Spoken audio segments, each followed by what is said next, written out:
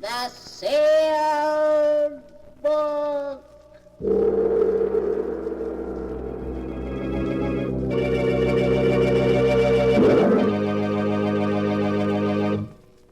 Once again, the keeper of the book is ready to unlock the ponderous volume in which is recorded all the secrets and mysteries of mankind through the ages, all the lore and learning of the ancients, all the strange and mystifying stories of the past, the present, and the future.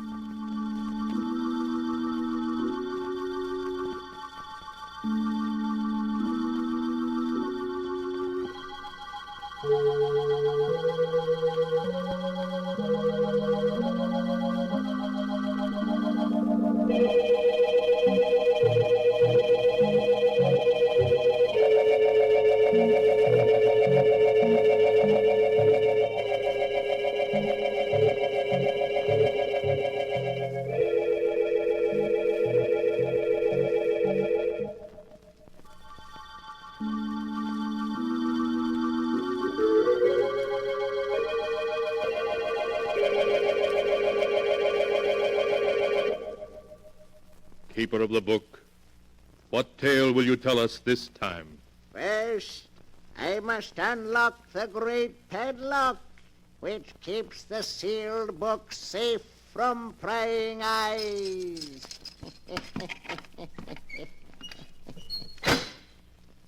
Now, what story shall I tell you?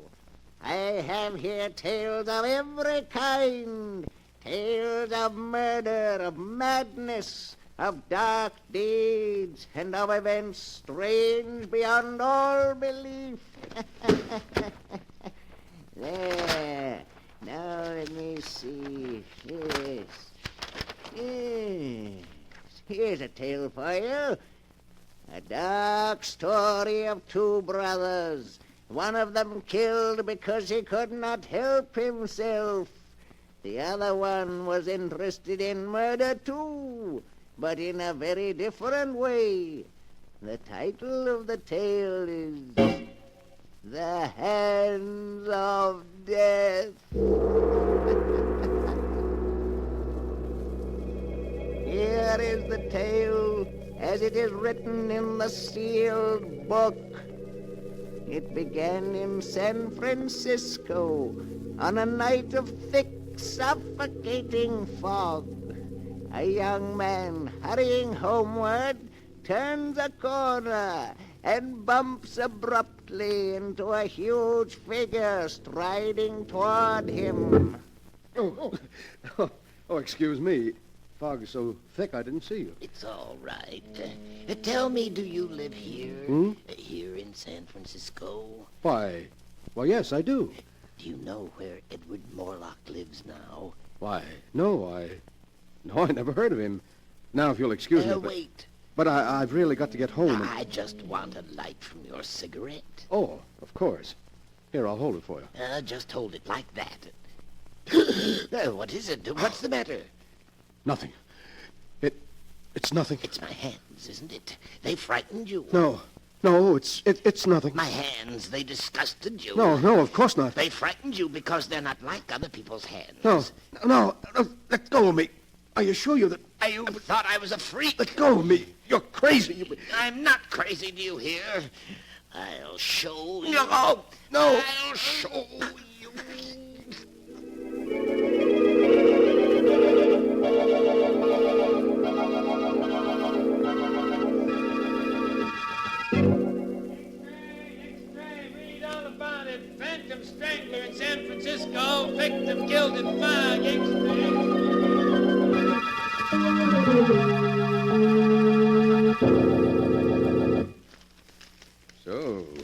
Phantom Strangler is at work in San Francisco.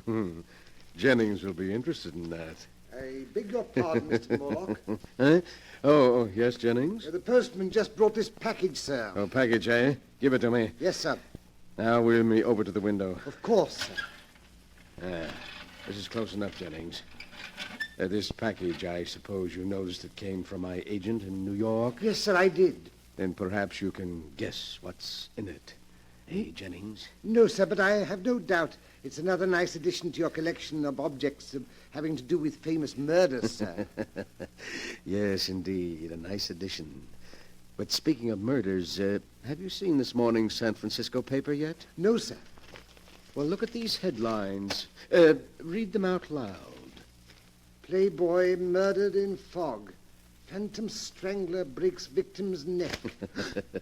Then he's back. Your brother Kane is back. Yes, back in San Francisco, looking for me. And he'll keep looking for you. And if he finds you, he'll kill you. Yes, he's dedicated his life to that purpose. And all because he feels I cheated him out of his share of the money our father left us. Oh, it's a great pity. Yes, sir. Of course, we know the truth. Quite so. As you say, we know the truth. However, I hardly think Kane will find me here. No, sir. So we'll forget about him. Jennings, tomorrow afternoon, a neighbor's dropping in for tea. A neighbor, sir? Yes, Inspector Tennant, the head of the local police force. He's coming to view my little collection. Of course, sir. He may bring a friend with him. So have plenty of everything? Yes, sir. Well, that's all. What are you waiting for? Excuse me, sir. I wanted to speak to you about this check you gave me yesterday for my month's salary. Well, what about it? It's for the usual 500, isn't it? Yes, sir, but you see, Mr. Morlock, I've been thinking in these times I ought to have more. More? Just how much do you consider your services worth, Jennings? Shall we say 1,000 a month? 1,000 a month? It's quite reasonable, I think. After all, if I were to tell the authorities all I know about your father's will, and how it happened that the entire fortune came to you and none to Kane... Never mind, Jennings. I'll make out another check. Thank you, sir.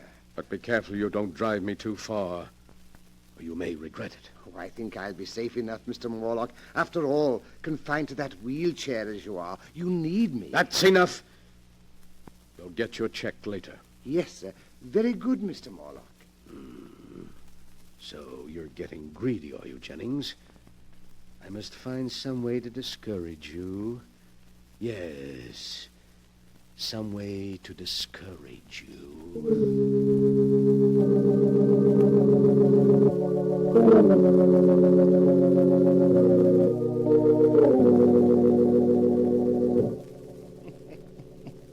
The next afternoon, Edward Morlock, the strange, crippled collector of murder relics, enjoyed himself thoroughly playing host to Police Inspector Tennant and Mr. Norman Smith, a criminologist friend of his. He began by showing them his latest acquisition, the one that had come by mail just the day before. And now, gentlemen, look. A cashmere shawl. Yes, but no ordinary cashmere shawl. Until last month, it was owned by two very old sisters who lived in a dingy house in Baltimore. In Baltimore? Yes. You mean that's the shawl? Exactly, gentlemen. That's the shawl with which the two old ladies were strangled by a sneak thief. Well, I'll be darned. It's a prize worthy even of my collection, which is, I flatter myself, the most complete of its kind ever assembled. Funny hobby, I'd call it. Every man to his taste, Inspector. Murder is your business, but it's my hobby. Now, if you'll just pull back those curtains there, the rest of my collection is on the shelves behind them. These curtains? That's right.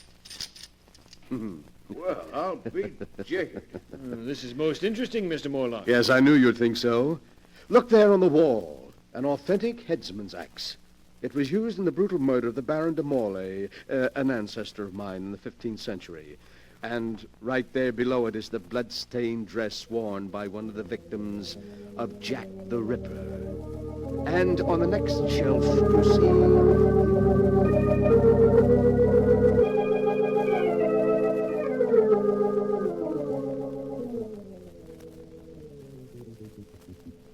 And so there, gentlemen, you have the highlights of my collection. How do you like them? Well, if that's the sort of thing you're interested in, I'll say your collection does seem complete. It is indeed. In fact, there's really nothing missing except perhaps a murderer and a victim. What did you say? That the only thing missing from your collection is a murderer and a victim. A most interesting thought, Mr. Smith. And after all, why not? Why not what? Oh, excuse me, Inspector. I was just thinking out loud. Oh. Well, I'm afraid we got to go now, Moloch. Eh, Smith? Yes, you're right, Inspector. It's been a great pleasure having you, gentlemen. And I do hope you'll call again.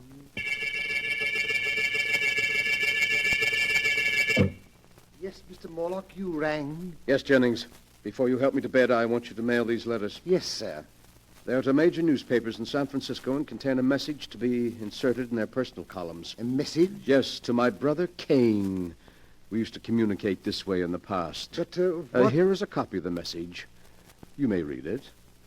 If the gentleman with the unusual hands will visit his brother in Santa Villa, he will learn something to his advantage. You're inviting him here? Exactly. You've decided to play safe, to trap him and turn him over to the police? Oh, that's clever of you, Jennings. Yes, very clever. But you've already proved you're clever, haven't you? Now just take these letters out and mail them, and soon, quite soon, I think, we shall be seeing my dear brother Kane again.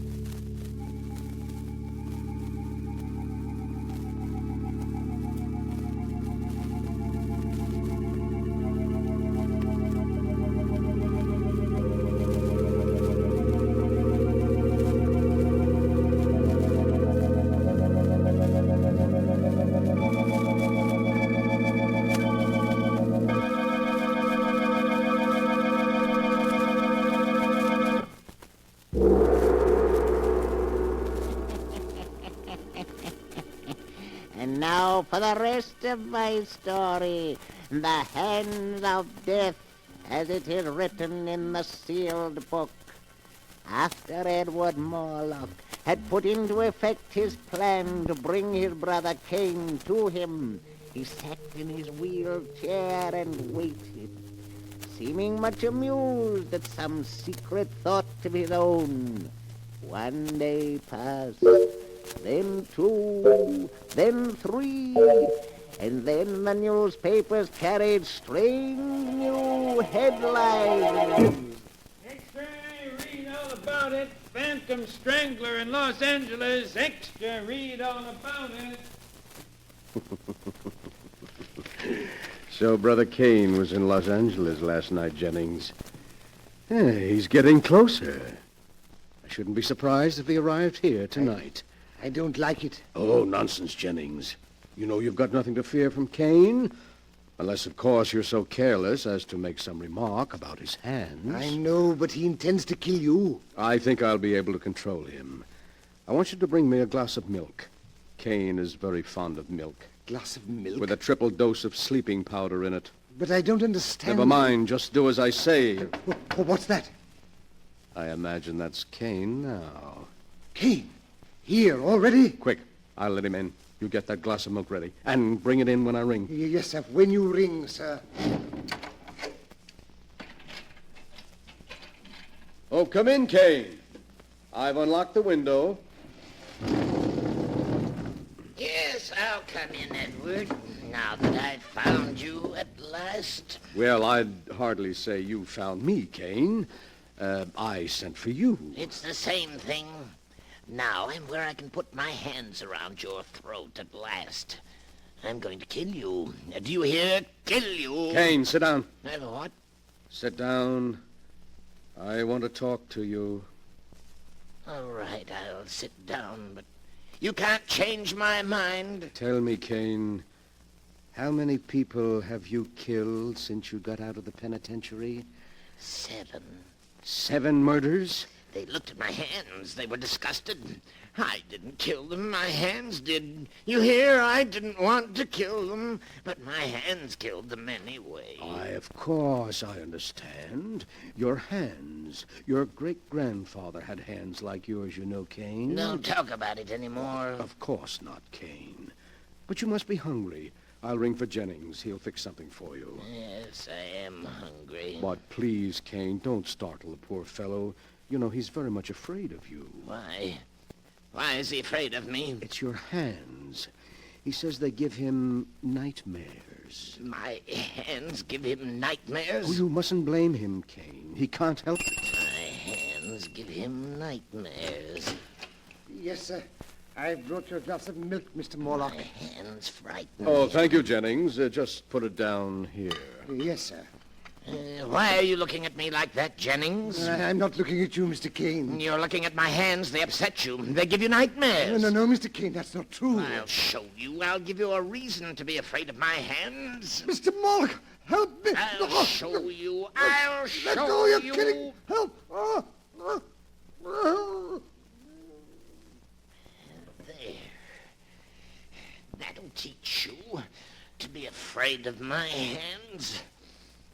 You can let him go now, Kane. He's dead. My hands, they've killed again. Yes, he's dead. Oh, you've been very wicked, Kane. I didn't want to kill him. My hands did it. My hands, you hear? You must be quiet now, Kane. You must rest. I didn't want to kill him. Here, drink this milk, then lie down and rest for a while. We'll talk some more in the morning. All right. I'll drink it. I'll take care of everything. That's right, Kane. Lie back and sleep. Sleep soundly.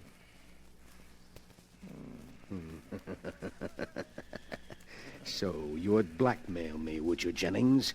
And you would kill me, would you, Kane? But I've been too clever for both of you.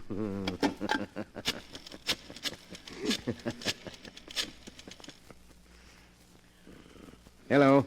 Hello, police headquarters. Connect me with Inspector Tennant, please. I want to report a murder.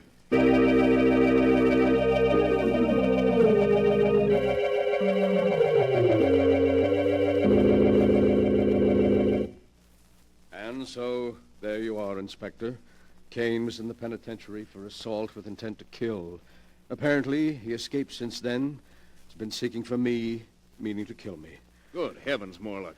Then he's the strangler who's been doing all these killings. Yes, I'm afraid so. Oh, and I never guessed until he showed up tonight to kill me, because he thought, you see, quite wrongly, that I had cheated him of his inheritance. Jennings bravely came to my rescue, and Kane throttled him. Then I tricked Kane into drinking some drugged milk, and, well, there you are. But Why, man? Why? Why did he kill all these people? Because of his hands. His hands? Well, you saw his hands. Tremendously strong. Not hands at all, really, but more like demon's claws. Cain is morbidly sensitive about his deformity. When he feels someone is frightened by his hands, he kills them. Just like that. It's a good thing we got him at last. You can take him along now quite safely, but be sure to keep him well locked up, Inspector, and don't let anyone get within reach of his hands.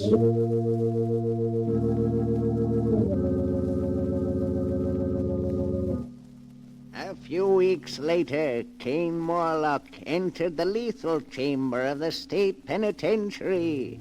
Edward Morlock, the condemned man's invalid brother, was one of the few spectators. Cain Morlock, with his last breath, cursed his brother and swore that someday he would be avenged. Then he died. The following day, Inspector Tennant and his friend Norman Smith paid Edward Morlock another visit. Oh, good evening, Inspector and Mr. Smith. It's very kind of you to stop by tonight. We dropped in to see how you were making out, Mr. Morlock. Thought maybe, what with your trip yesterday and the shock, that perhaps... Oh, no, I'm quite all right, thank you. What must be, must be. You see, I'm a philosopher. You have somebody looking after you? Yes, Philippe, a Filipino boy, is taking poor Jennings' place. Oh, and, gentlemen, that reminds me. I have something here that will interest you. Mm-hmm. Something that'll interest us? Yes, here on the table beside me. This jar. Oh, a burial urn, isn't it, Mr. Morlock? Exactly. And in this burial urn are the ashes of poor murdered Jennings. Jennings' ashes? Yes. You mean you're going to keep them with you? But of course, gentlemen. I was very fond of Jennings, very fond. What more fitting than that I should keep his ashes to remind me of his years of faithful service? Besides, well, I can always look upon them as part of my little collection. Your collection? Yes, Inspector. It was Mr. Smith here who pointed out that, complete as it was, it lacked both a murderer and his victim. Well, here are the ashes of the victim. Great heavens. That's rather a unique item, Mr. Morlock. Yes, indeed, an item any collector would be proud of. But the really choice addition to my collection is here in this box, which just arrived. Would you care to look at it, gentlemen? What in the Oh, world? now you needn't guess. I'll lift the lid and, see. Merciful heavens. Pair of hands. The hands of your brother Cain. Exactly. I can't believe it. But what is so strange about it, gentlemen? There are the ashes of a murder victim. Here are the unique and terrible hands that throttled him. Where in all the world will you find a collector who can boast such items as these? You must be mad. Morlock, did you plan all this from beginning to end? Plan it, Mr. Smith, but how could I? You're quite mad. We could never prove it. You could prove nothing. Nothing. Inspector, I think we'd better go. Yes. Come on, let's get out of here before I do something I'd regret. Call again any time, gentlemen. Easily upset, weren't they, Cain? Upset by your hands. Your great, strong hands that are going to become the prize items of my little collection. The distorted hands of a murderer. Ooh, how cold they are. And yet I can almost feel the murderous strength in them still. You wanted so bad that you'd close your hands about my throat, didn't you, Cain? But it's too late now. You're dead. And your hands are dead, too. Lifeless. Would you like to see how your hands look at my throat here? I'll place them there for you. See how nicely they fit around my neck. Just as if they... No! No! No! Let go of me! Your hands! They're choking me! I can't breathe! Morlock, what is it? Where are you? Inspector, look. They're on the floor. Good Lord. It's Morlock. And... No, it can't be. His brother's hands are clutched around his throat. They've strangled him.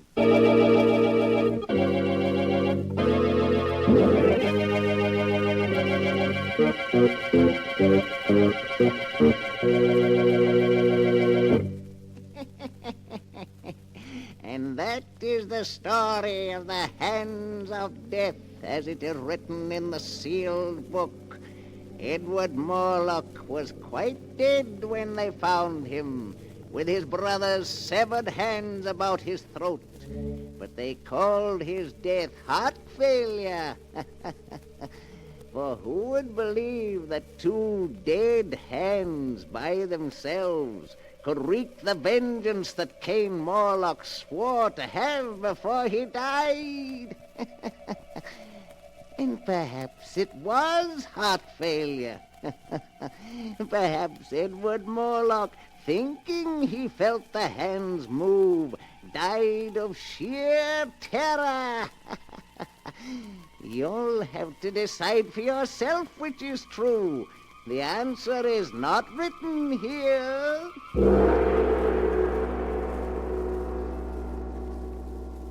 But the sound of the great gong tells me I must lock the book once again. One moment, Keeper of the Book. What story from the sealed book will you tell us next time? Next time? Are you sure you want to know? Perhaps my next story will be about you. For I have here all the stories that ever happened, and many that have not yet come to pass. But I'll find one for you in just a moment.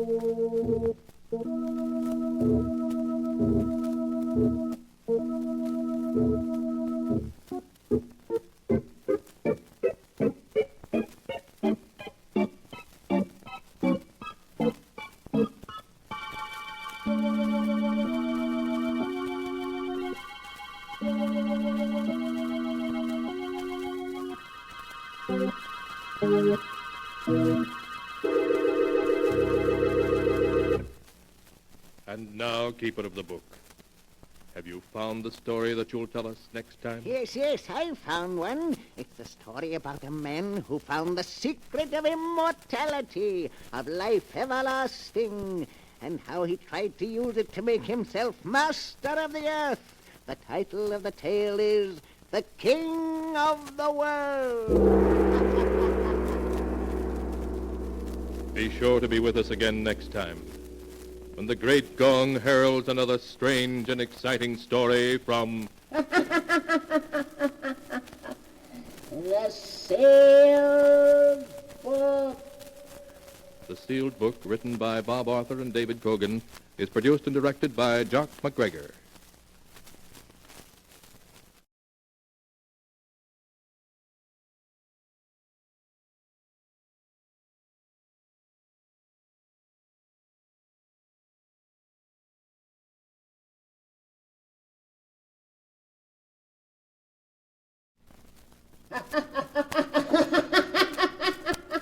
The Sealed Book.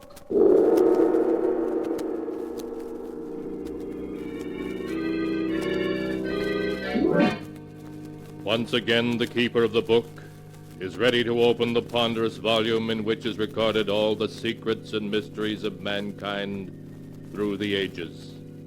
All the strange and mystifying stories of the past, present, and the future.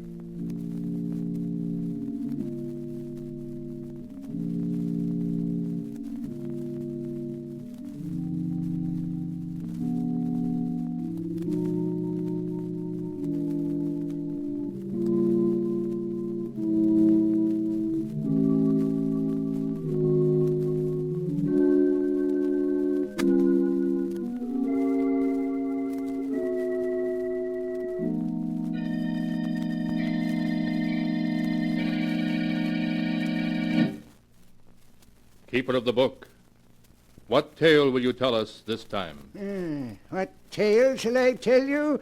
I have here tales of every kind. Tales of murder, of madness, of dark deeds and events strange beyond all belief. Let me see. Yes. Here's a tale for you. A tale of a man who stole by force the secret of immortality, of life everlasting, and entered into a mad adventure. The title of the tale is King of the World. Here is the tale as it is written in the sealed book. It is late at night, and the wind howls over the desolate countryside. In the darkness, a man runs frantically through the woods, trying to elude his pursuers. I've got to shake him, or it'll mean a 10-year stretch. Stop, or we'll shoot! That's twice they got me in the same arm. Oh, here's a house with a light in it. My only chance. If I stick to these trees, they won't be able to see me. I'm almost there. Here's a door. If it's only unlocked. Oh, it is.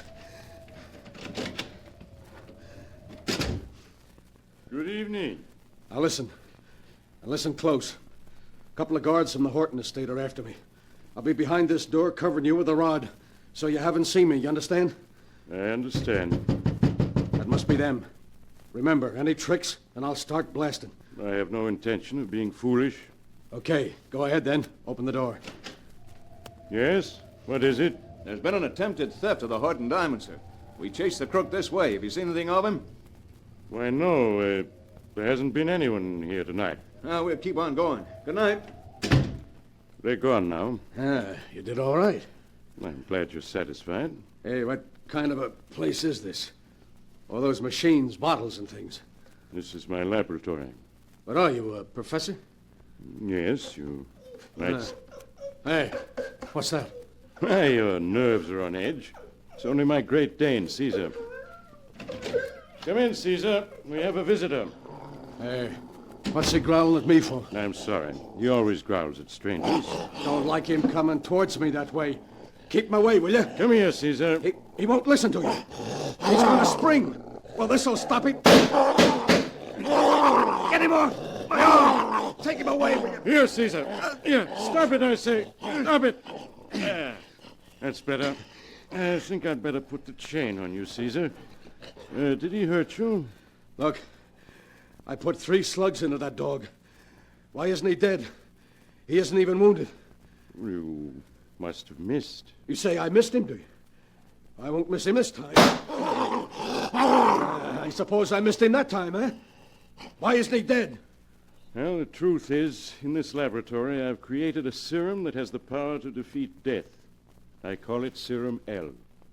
L for life. You mean the stuff protects you from a bullet or a knife wound? In a way, yes. Swifter than the eye can see, it heals all wounds. The damage is repaired in a fraction of a second. Yeah. My serum is what protected Caesar. A shot of that stuff and you can't be killed. It sounds screwy, but that dog, 4 slugs and not a mark on him. Look, Professor, I'm going to make a deal with you. A deal? Yeah. I'll let you keep on living if you'll give me a shot of that serum.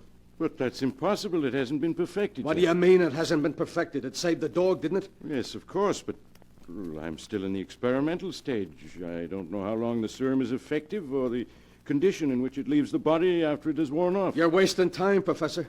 I'd hate to have to persuade you. I see. You understand the responsibility is all yours. That's all right, Professor. You let me do the worrying. Now, come on, let's have a shot of that stuff. Very well. If you'll roll up your sleeve. Sure. And don't try pulling a fast one, Professor. It won't be healthy. May I ask why you're so anxious to have my serum? Any guy in my racket who can take a slug and not feel it would be top man. I see. Just hold still a moment. All right, go ahead. That's all. Hey, my wounds. They're gone. Why, there isn't even a mark on my arm to show where they were. I told you it healed faster than the eye could see. Yeah. It's like a miracle. Think of it. I can't be killed. Nothing can stop me now. I can move in on all the rackets and take them all over. Yes, sir, I'll be king of the world.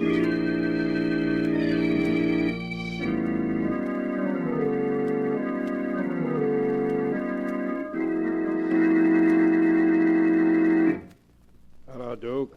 What do you want to see me about? I'm kind of busy. I won't take up much of your time. I'm after a job. Well, I'd like to give you one, but I haven't room for another man. You're wrong. There's one job in your racket that's going to be open soon. Yours. Mine? Yeah. Duke, you've got a funny sense of humor. Yeah, I know. But this is one time I'm not kidding. You better be kidding, or it might not be healthy for you. I don't have to worry about my health anymore. You'd better go while the going's good. I like it here. You're the one who's leaving. Right now. You haven't got a gun, Duke. The boys saw to that. And I have. You're a little nervous, ain't you, Williams? Stay where you are. I'll let you have it. I don't scare easily, not anymore. You asked first. Couldn't have missed. I won't this time. Don't seem to be able to stop me, Williams. I shot you. I tell you I shot you. Why did you fall? Oh, it can't be. I put 6 bullets into you. Why did you fall? Your gun is empty now, Williams. It's just you and me. No, Duke, don't. I'll do anything you say. Stay away, please.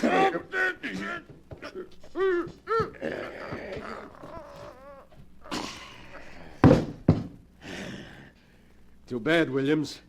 You should have resigned when I gave you the chance. But you would be stubborn. That's what they'll all get if they stand in my way.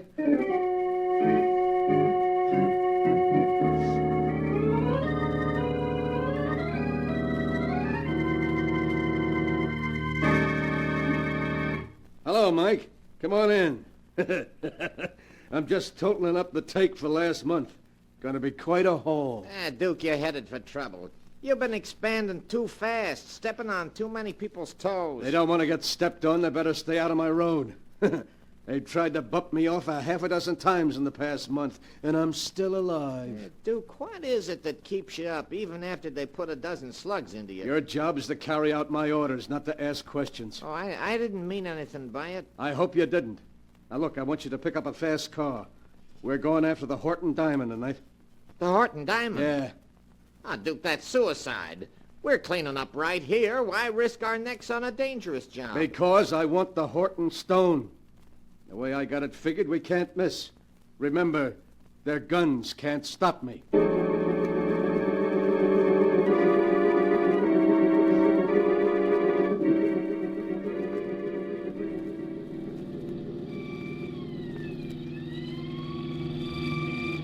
Hey, is 70 the best you can get out of this car? I got my foot down to the floor now. Hey, look at that diamond, Mike. Isn't that a beauty?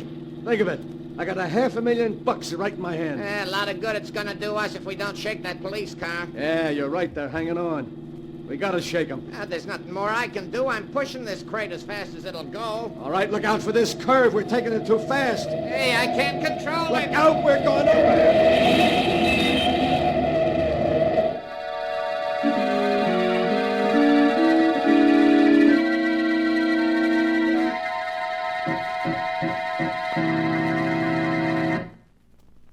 Look at that car, will you?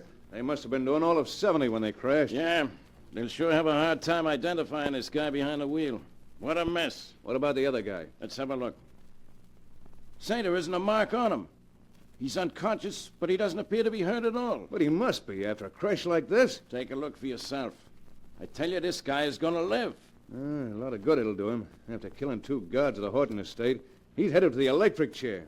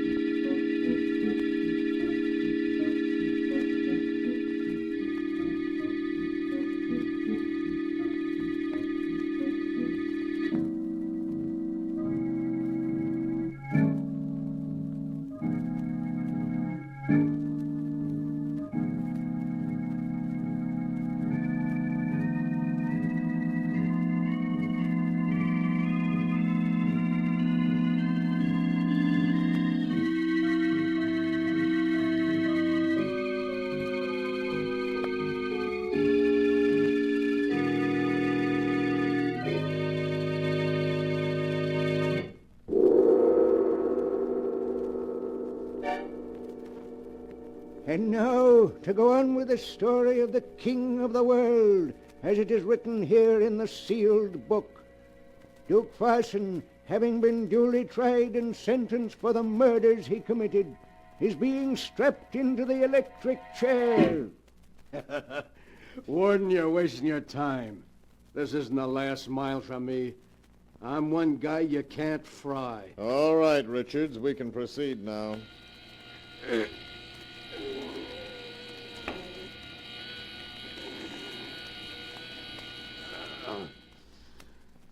Will you examine the body, Doctor? Sorry to disappoint you, Warden, but I'm not dead. Yeah, but you must be. No man has ever lived through it. I'm not like other men, Warden. You can't kill me. Richards, unstrap the prisoner from the chair. What's happened must be due to a mechanical defect. That must be it. Hey, you look a little pale, Warden. It's good to get out of that chair. It's not very comfortable. Well, why are you all backing away from me? You afraid I'll hurt you? I'll just take this gun. That's better now. All right, Warden. Start marching. You're gonna lead me to freedom, if you want to live.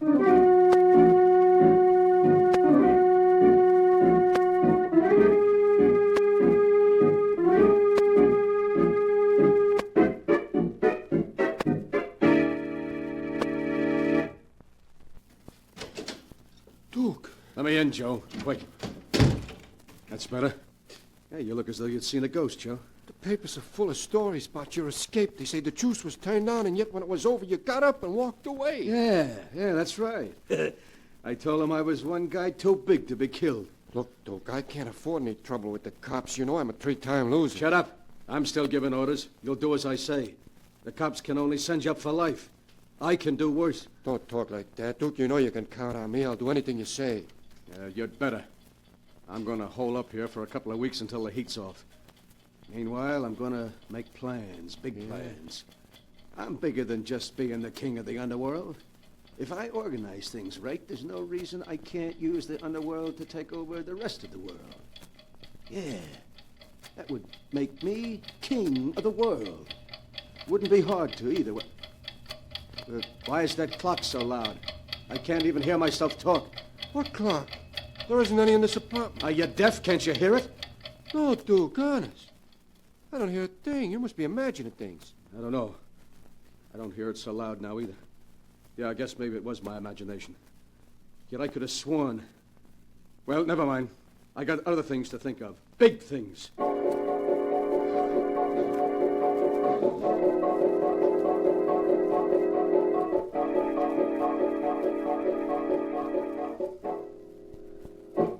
Why don't you sit down, Duke, and take it easy? I'm tired of sitting. 3 weeks in this rat trap is enough for anyone. I've had about enough. The heat's on as big as ever, Duke.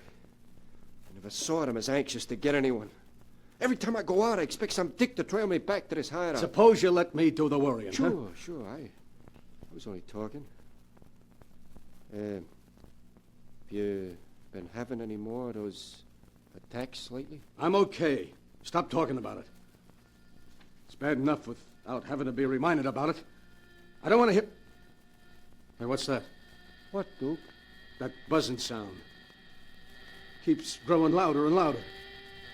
I don't hear nothing. Listen, you must hear it. It's a fly. Yeah, and it's getting louder. I tell you, I can't stand it. Fly? Yeah. I don't hear it. Wait, there's one over there flying around those cracks. Well, do something, will you? I can't stand the noise. It's driving me crazy. Take it easy, Duke. I'm doing my best to kill it. Oh, thanks, Joe. It's gone now. For a while, I thought I'd blow my top. Maybe you'd better see a doctor, Duke. You've been getting these attacks more and more these past 3 weeks. No doctor can do me any good. There's only one man that can help me. Who's that? That's the professor.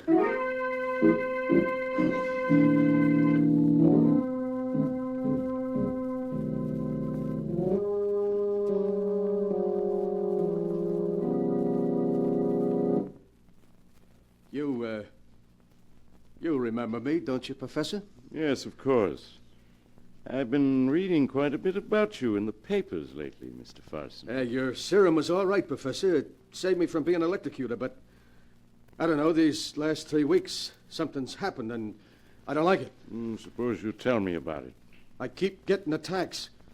Maybe I'm listening to the radio. Everything's fine.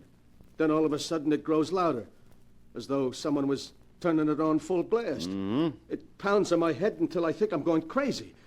Professor, I can't stand it. You gotta help me. You recall that when you asked for my serum, I told you it hadn't been perfected? Well? That I didn't know what effect it would have on the human body? Yeah, I know, but you gotta help me now. I can't go on this way. I keep waiting for the next attack. Each one is worse than the last. You remember my Great Dane Caesar, don't you? Yeah, sure. He tried to take a piece out of my throat, didn't he? I'll open this trap door. You can see him in the cellar. Huh? There he is, Mr. Farson.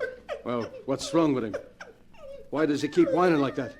Caesar, too, received an injection of the serum, Mr. Farson, 6 months before you received yours. Yeah? Now, every sound he hears is 100-fold greater.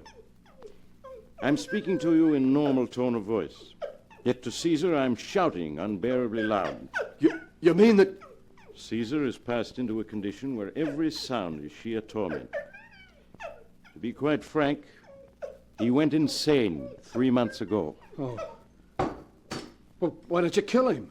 Put him out of his misery. You forget, Mr. Farson, that the serum still protects him from death. He can't die. And is that Is that what'll happen to me in a few months? Yes, I'm sorry to say. But, Professor, there must be something you can do. Maybe you got another serum, huh? Anything. I've got money. I'm sorry, but it isn't a question of money. I can offer you no help. I can't go on this way, waiting for each new attack. And then in the end, if only there was an end, if only I could die. Possibly there is a way out. There is? Tell me. I'll do anything. Well, as you know, my serum can prevent death from a dozen bullet wounds.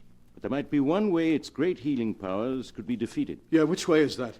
If you were to use an explosive, a powerful explosive, you might blow yourself up into so many pieces that the serum would no longer be able to defeat death. Yeah. Yeah, I see what you mean. One of the mob once had an accident with nitro. They never found a trace of him. Yeah. Yeah, nitro.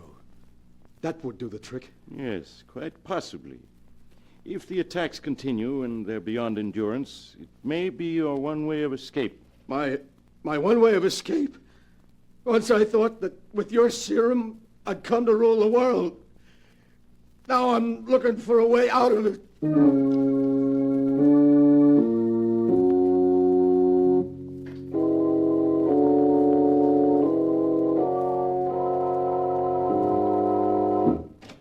Oh, it's you, Duke.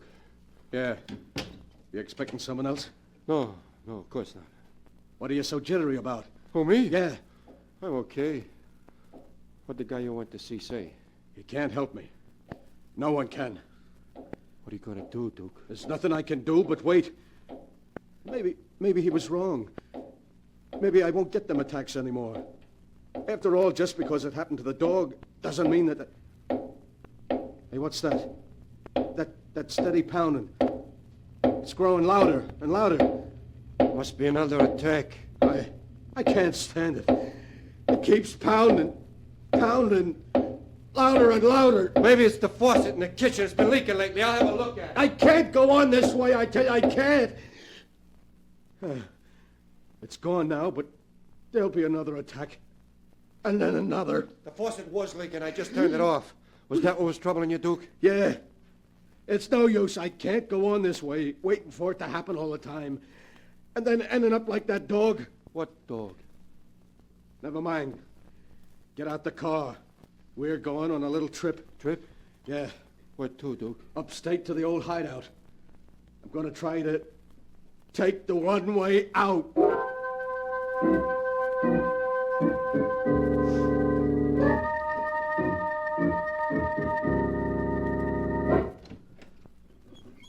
Duke, won't you tell me what we come to this old place for? You'll see. Come on. What are you looking around for? Nothing. Nothing at all. Have you got the shovel? Yeah. Won't you at least tell me what we need the shovel for? You're going to do some digging for me in the cellar. There's something buried in the cellar? Yeah, nitro. All right, here's the cellar door. Nitro? You mean that's what's buried down there? Yeah. We stored it here for safe-cracking jobs. Now I got a better use for it. You aren't going to get me to dig it up. It'd be suicide. You see this gun, don't you, Joe? You haven't much choice. Now start down those steps. But I can't see. It's pitch dark down here. That's okay. Just feel your way down the steps. We get to the bottom, I'll light a candle. Dude, please don't make me. Keep going. Duke, that was the bottom step. What about lighting a match? Okay, just a second. I've got one here. Grab him, Ross. I got his gun. I got him. Let go of me. I gotta reach that nitro. Let go. Get him, coppers. Get him or he'll blow us all Ah, up. you rat. You squealed on me. Hold that light on him, Jordan. While I slip the cuffs on him. I got him. You've got to let me get to the nitro. It's the only way I can die. He's as crazy as a loon. Yeah, a place for this guy's in a padded cell.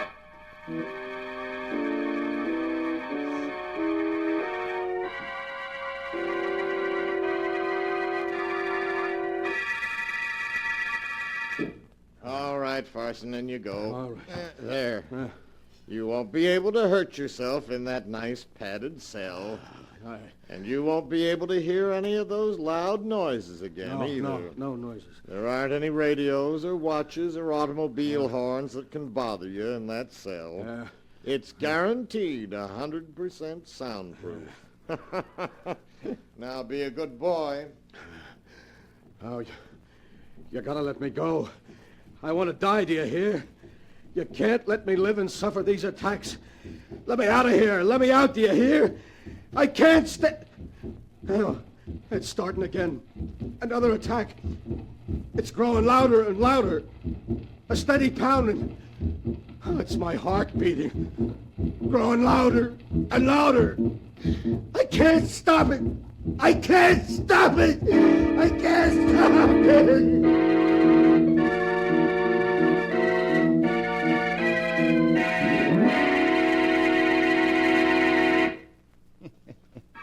And that is the story of the King of the World, as it is written in the sealed book.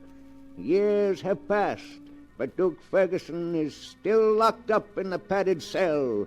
Day and night he begs to be executed, and yet at the same moment he knows he can't die, that the serum in his blood has given him immortality and sentenced him to a life filled with torturous sounds from which there is no escape.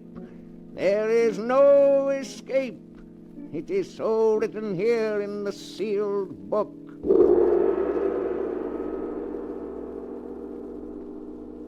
But the sound of the great gong tells me I must close the great book once again. One moment, keeper of the book. What story from the sealed book will you tell us next time? Next time? What shall it be? A tale of madness, of terror, of dark deeds in far lands? For I have them here, all the stories that ever happened, and many that have yet to come to pass. But I'll find one for you in just a moment.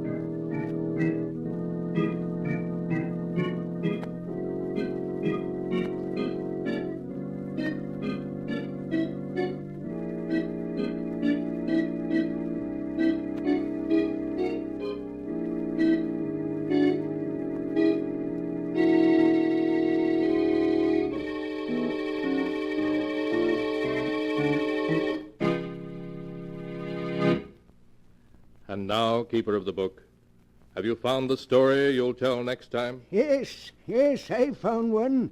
It's a story about a ruthless man who put money above all and wouldn't stop at murder to achieve his ends.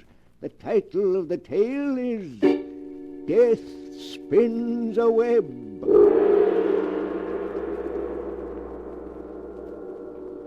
Be sure to be with us again next time when the great gong heralds another strange and exciting story from The Sealed Book. The Sealed Book, written by Bob Arthur and David Cogan, is produced and directed by Jock McGregor.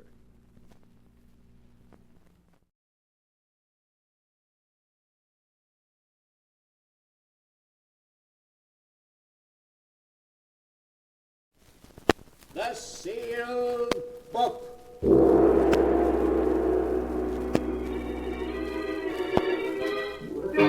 Once again, the keeper of the book is ready to open the ponderous volume in which is recorded all the secrets and mysteries of mankind through the ages.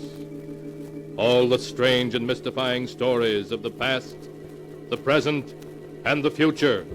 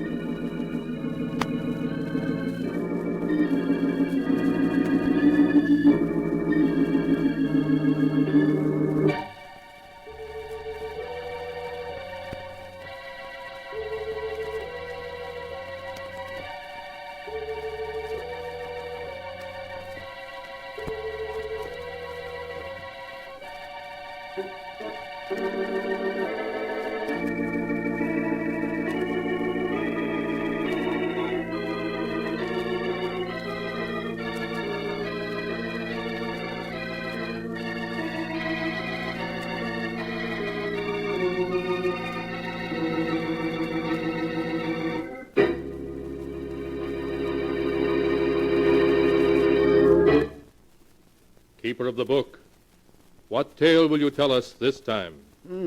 What tale shall I tell you? I have here tales of every kind. Tales of murder, of madness, of dark deeds and events strange beyond all belief. Let me see. Yes, here's a tale for you. The strange tale of an old woman and of 3 heirs greedy for her millions. A tale I call Death Spins a Web.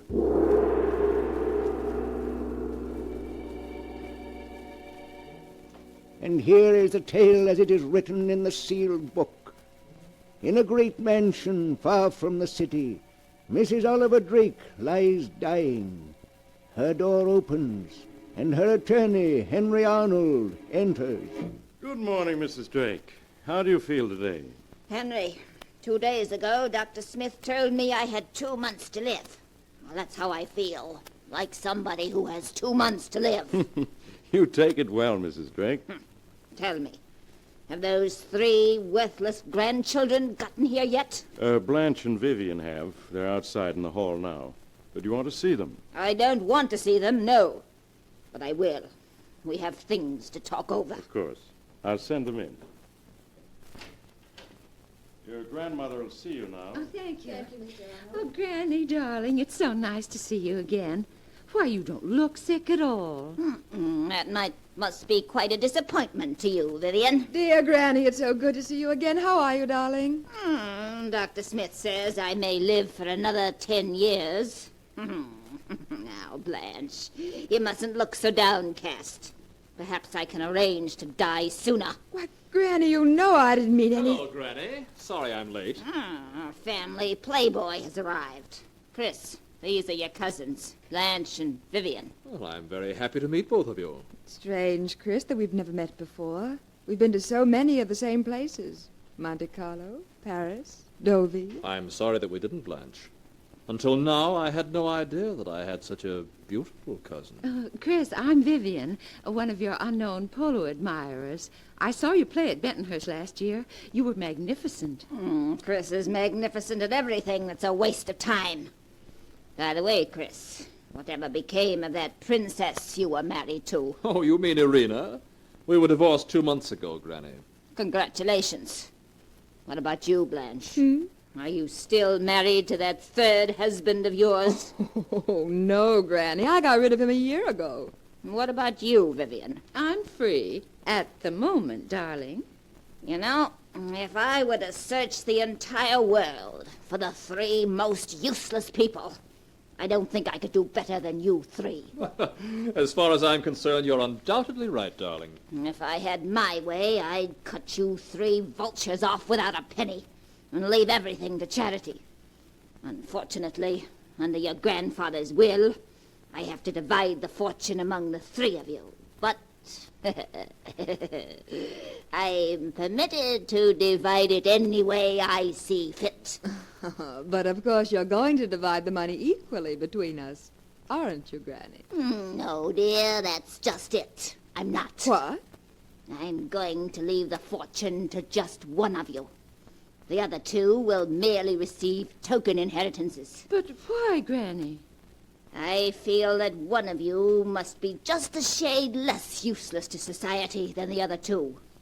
And to that one, I intend to bequeath the fortune. I see. And have you made up your mind yet? No. Ah? I want the three of you to live with me for a few weeks, so that I can become better acquainted with each of you. And at the end of that time, I shall make my decision.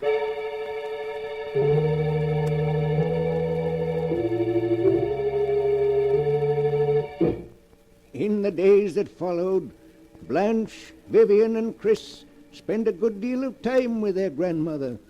Mrs. Drake preferred to see them separately, and often, after one of the three had left her bedroom, there was a gleam of amusement in her eye, as though she were enjoying a private joke. Chris, meanwhile, working on a plan of his own, also saw a lot of his beautiful cousins separately.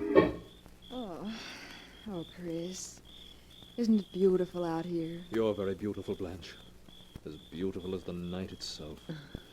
You don't have to say that, Chris, just because there's a full moon. It's not the moon. Darling, life hasn't been the same since I met you. The moment our eyes met, I was lost. Oh, Chris. Chris, I felt the same way.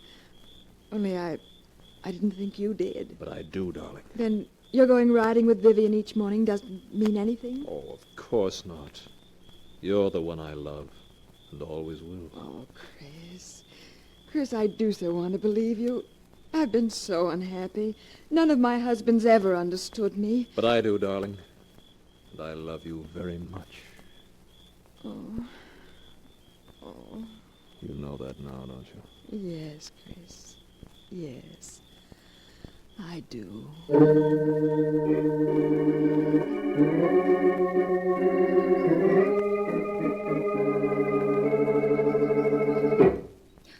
Oh, Chris, it's a wonderful morning.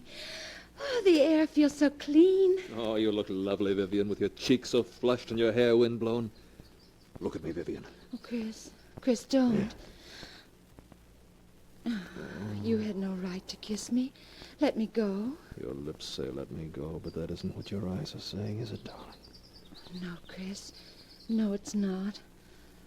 Oh, Chris, this isn't just one of your famous flirtations. No, darling. I think I fell in love with you the moment I saw you. You do care for me, don't you, Vivian? Yes, Chris. Yes, I do.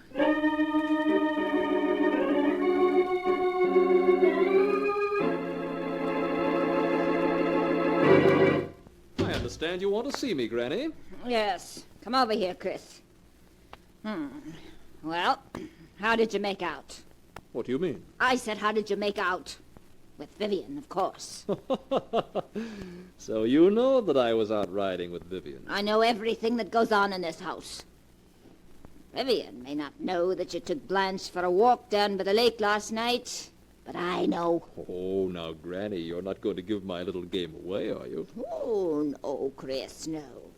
I find it very enjoyable watching an unmitigated scoundrel make love to two women at the same time. Well, after all, Granny, if you don't leave me the fortune, I have no choice but to marry whichever one of them inherits it. But they're such stupid women, Chris. You yourself are a rogue, but at least an amusing one. But those women... And that's the reason you ought to leave me the fortune, Granny. It's a pity I'm not 20 years younger, isn't it, Chris? Then your charm might have some effect upon me. Yes, you're quite right. Well, Chris, you'd better get back to Blanche and Vivian. After all, One of them might be an heiress, and heiresses demand attention.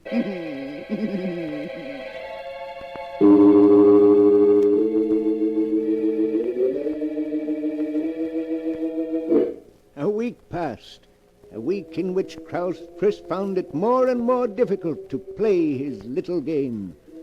Blanche and Vivian stopped speaking to each other, and it became steadily harder for him to convince each of them that he had no interest in the other. Good morning, darling. Oh, hello, Blanche. What? Aren't you even going to kiss me? Of course, dear. Oh, Chris, I do love you so. This past week has been heavenly. Chris, you do love me, don't you? Darling, what a question. You know there couldn't be anyone for me but you. Then why do you spend so much time with Vivian? That's how I keep tabs on her. What? Well, what do you mean? Blanche, Vivian is cheating in an effort to get Granny's fortune. Cheating? How? The three of us agreed not to go see Granny unless she sent for us. Yes? Well, Vivian has already broken that agreement. Several times she sneaked into Granny's bedroom to try to influence the old lady in her favor. What?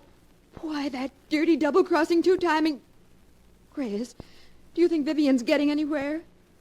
Well, when Granny sent for me last night, she more or less hinted that it would be Vivian who would inherit the fortune. But, Chris, how can you take it so calmly? We've got to do something. Please, darling, let me handle this. But wait. I have a plan to take care of Vivian, and to take care of her very effectively.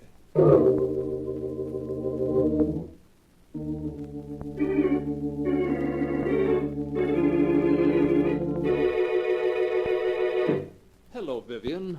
How are you, darling? Let go of me, Chris. Let go. But what's wrong, darling? Aren't you afraid Blanche may be wondering where you are? Oh, so that's it. Yes, that's it. Vivian, listen to me. Whatever time I've spent with Blanche hasn't been because I wanted to. All I've been doing is protecting our interests. Protecting our interests? You may not know it, but Blanche has broken the agreement the three of us had. She's been sneaking in to see Granny behind our backs. Why, that low-down, conniving, peroxide blonde. That's the reason I've spent so much time with Blanche. To learn if Granny is being influenced by her. And is she, Chris? Blanche seems to feel certain she's going to inherit the fortune. Oh, Chris, what are we going to do? You can do as you please. After I've spent days with that hag trying to protect our interests and ensure our future happiness, you accuse me of making love to her. I didn't say that. Well, you intimated as much. Oh, please, Chris, don't be angry. I'm terribly sorry I lost my temper. Oh, please say you forgive me, darling. Please. I'll never doubt you again.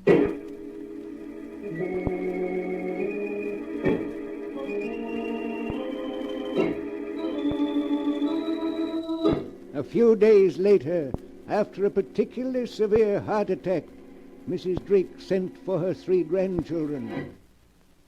I suppose you're wondering why I sent for you, aren't you? Naturally. Frankly, yes, Granny, darling. In the 2 weeks that you've been living with me, I've come to the conclusion that you 3 are the shallowest and most useless people alive. Why, Granny. If I could, I'd leave the entire fortune to charity. But the will of your grandfather provides that the fortune is to be divided among you. I want you to know that I've finally made my choice. You have? And who's the lucky one among us, Granny? My attorney, Mr. Arnold, is coming from the city the day after tomorrow to draw up my will. When I'm dead, he'll reveal to you who the fortune goes to.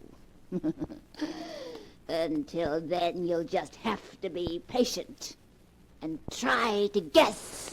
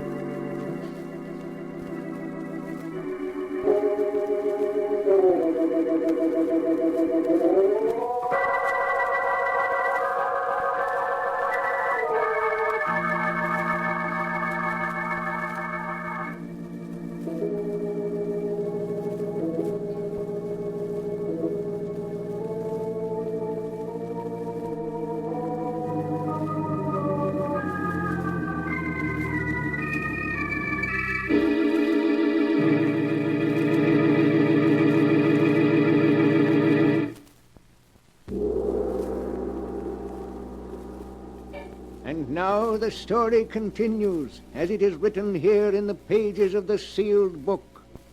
For several days, Blanche and Vivian and Chris have waited in suspense to learn their grandmother's decision as to who is to inherit her money. Then one morning, looking very upset, Chris seeks out his cousin Blanche. Blanche? Chris, well, what is it? Is anything wrong? Everything's wrong. What is it? Chris, tell me. Early this morning, Granny sent for me. I managed to wheedle out of her who the fortune is going to. You did? Oh, Chris, who's going to get it? Vivian. Vivian. Yes. We're each to receive $5,000 while she gets millions. Oh, Chris. Chris, it's not fair. Oh, shh. Don't cry, darling. I could stand the thought of losing the fortune. If it weren't that I'd lose you also. Chris, what are you saying? We'll always be together. Oh, darling, there's no use pretending. If we're both penniless, we can't get married. Oh, Chris, it wouldn't matter if we were penniless. Really, it wouldn't. That's what you say now, Blanche, but I know better. Oh, no. Both of us are too used to luxury to do without it. And listen, if somehow Vivian failed to inherit the fortune, it would mean that either you or I would be bound to. In either case, we could get married and have our chance for happiness. Yes, you're right. Oh, I hate her. I hate her. Darling, if we want our happiness, we've got to fight for it. Chris, what are you talking about? If something were to happen to Vivian, our worries would be over. Chris, you don't mean... Oh, no. Darling, the happiness of two people is more important than that of one. And we could be so happy together. I can't bear the thought of giving you up. Oh, Chris. But murder... We'll be caught. Not if we're clever, darling. Now listen. This afternoon, suggest to Vivian that the two of you take the canoe and paddle to the other end of the lake. When you get about a mile from shore, you'll see me approaching in the motorboat. That will be the moment for you to tip the canoe over. Tip the canoe over? Yes. Then I'll pick you up and bring you back to the dock. As for Vivian, it was a simple case of drowning. By the time I reached the overturned canoe, she had gone under. You were the only survivor. Oh, Chris, I'm so frightened. Well, will you do it? Yes. I'll do it. If you want me to.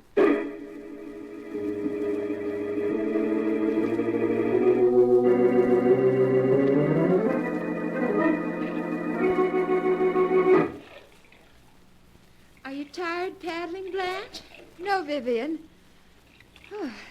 The lake is certainly deserted today, isn't it? It always is this time of the year. Ooh, but that water's cold. Oh, I hear a motorboat. Oh, look, it's Chris. He's coming after us. Hello, you two. Who wants a lift? Let's just ignore him, Vivian. All right. We'll pretend he isn't there. He expects us to admit we're tired. Shall we change places? I'm tired of paddling in the stern. All right, if you like. But be careful. These canoes tip very easily. Yes, I know. Now you work your way slowly toward the stern while I make for the bow. Okay. Now, we have to slide past each other. This is a tricky part to changing places in a canoe. Blanche, look out. You're rocking the canoe. Oh, I can't help it. Look out. We're going over. Hey, what happened to you two? Chris, pick me up. Come over here and I'll help you into the boat. Chris, where are you? Here I am, Vivian. Chris, it's 30 yards to the boat. I can't swim that far. Chris, pick me up. My clothes are dragging me under. Swim to the boat and I'll pick you up. Oh, Chris, don't let me drown. Chris! Chris! It's only another 20 yards, Blanche. Chris, my clothes, they're so heavy. I'm getting so tired. Just a few more yards, darling. A few more yards. I couldn't swim beyond that if my life depended on it. I'm afraid you may have to, darling. Chris! Chris, come back! Chris, don't let me drown! Chris! Chris, don't!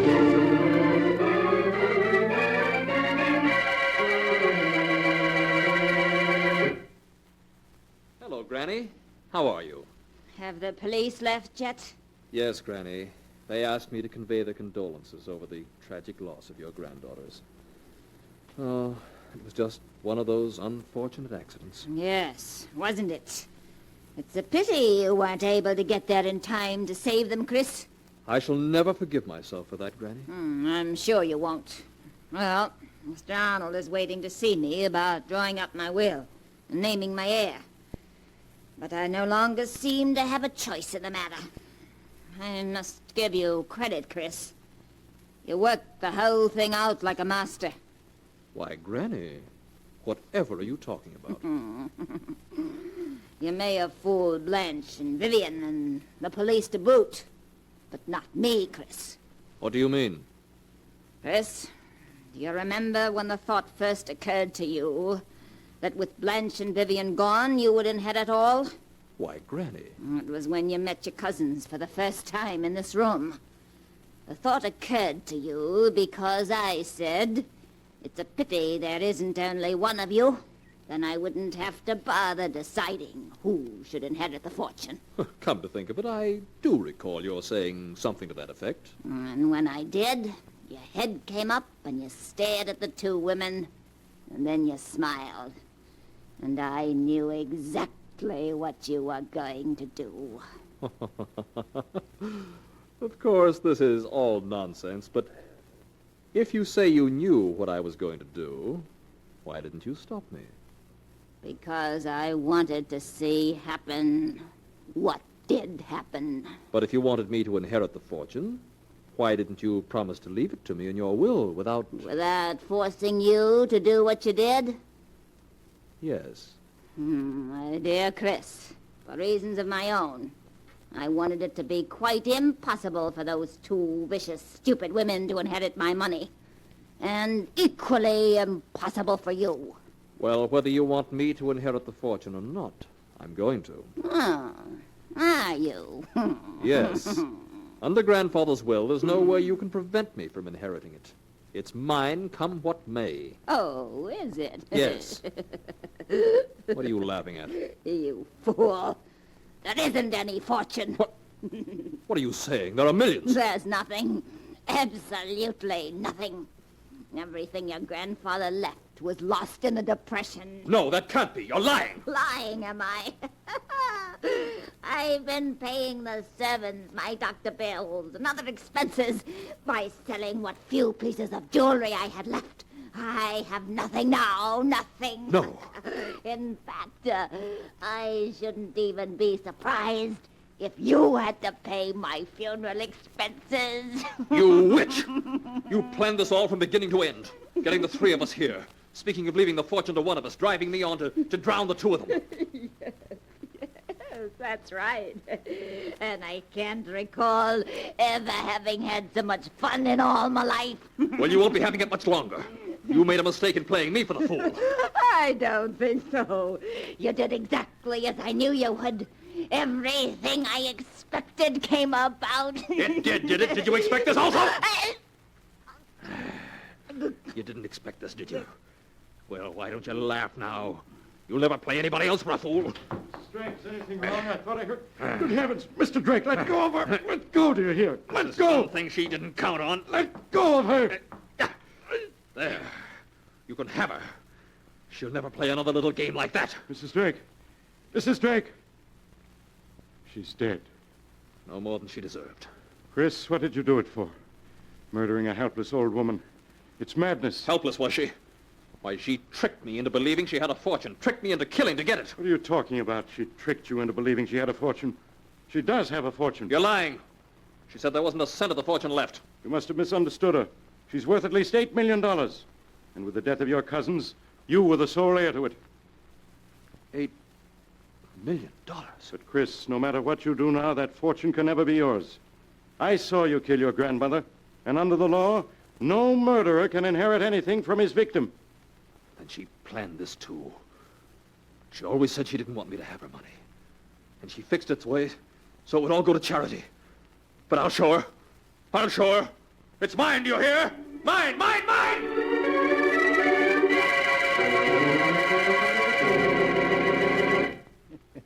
So in the end, old Mrs. Drake defeated her 3 greedy grandchildren after all. But what a strange way to disinherit anybody. It looks as if murder ran in the family, doesn't it? But the sound of the great gong tells me it's time to close the sealed book again. One moment, Keeper of the Book. What story will you tell us next time? Next time? Would you prefer a murder or a tale of the supernatural? Remember, I have all the stories that ever happened here and all that have yet to come to pass. But I'll find one for you in just a moment.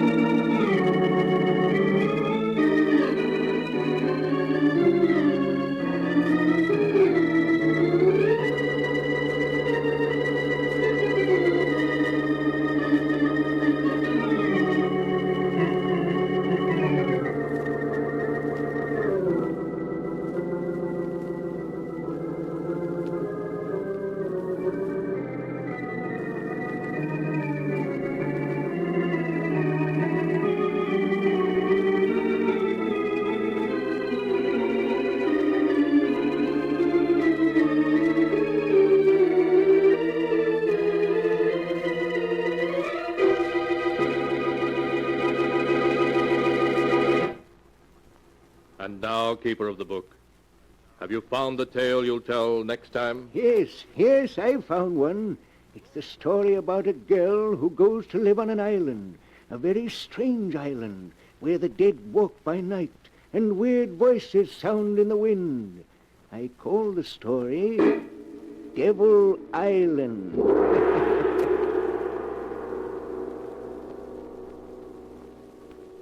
Be sure to be with us again next time. The sound of the great gong heralds another strange and exciting story from The Sealed Book.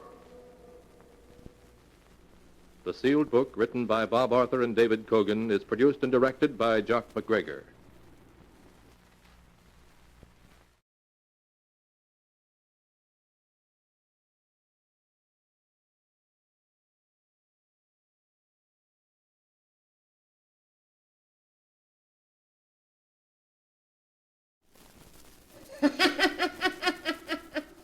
The Sealed Book.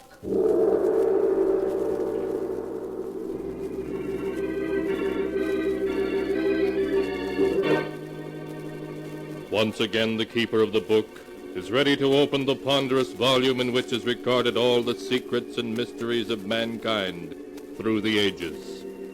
All the strange and mystifying stories of the past, the present, and the future.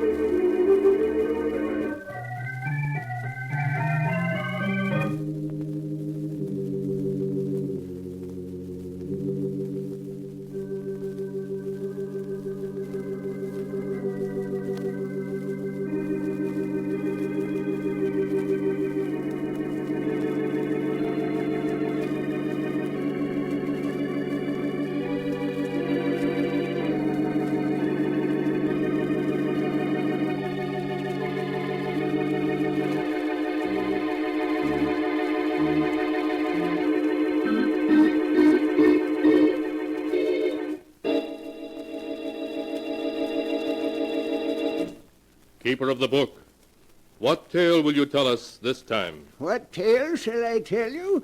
I have here tales of every kind. Tales of murder, of madness, of dark deeds and events strange beyond all belief. Now, let me see. Yes, here's a tale for you. The story of a small and desolate island off the coast of New England, and the people who lived on it. The title of the tale is Devil Island. Here is the tale as it was told by Anne Drake, and is written in the sealed book. It all began on that bleak autumn day when I hired a motorboat to take me out to the island, Devil Island. The bleak-looking island which lay ahead and belonged to the Drake family for 200 years was to be my new home. I kept staring at it, wondering what it would be like to live on this island with my father, whom I'd never seen. 20 minutes later, the boatman had landed me at the dock and left. Towering above me was a high cliff, and on top of it was the house, a huge stone mansion that looked as old and weather-beaten as a medieval castle. I climbed the steep, rocky path that led from the dock to the house.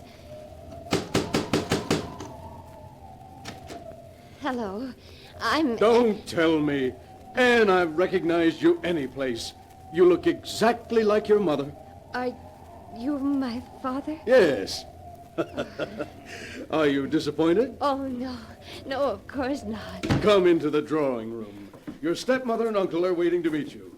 Hester, Henry. Anne. I want you to meet my daughter, Anne. Anne, this is a great pleasure. Thank you, Uncle Henry. Anne, I'm your stepmother, and I can't tell you how happy I am to have you here.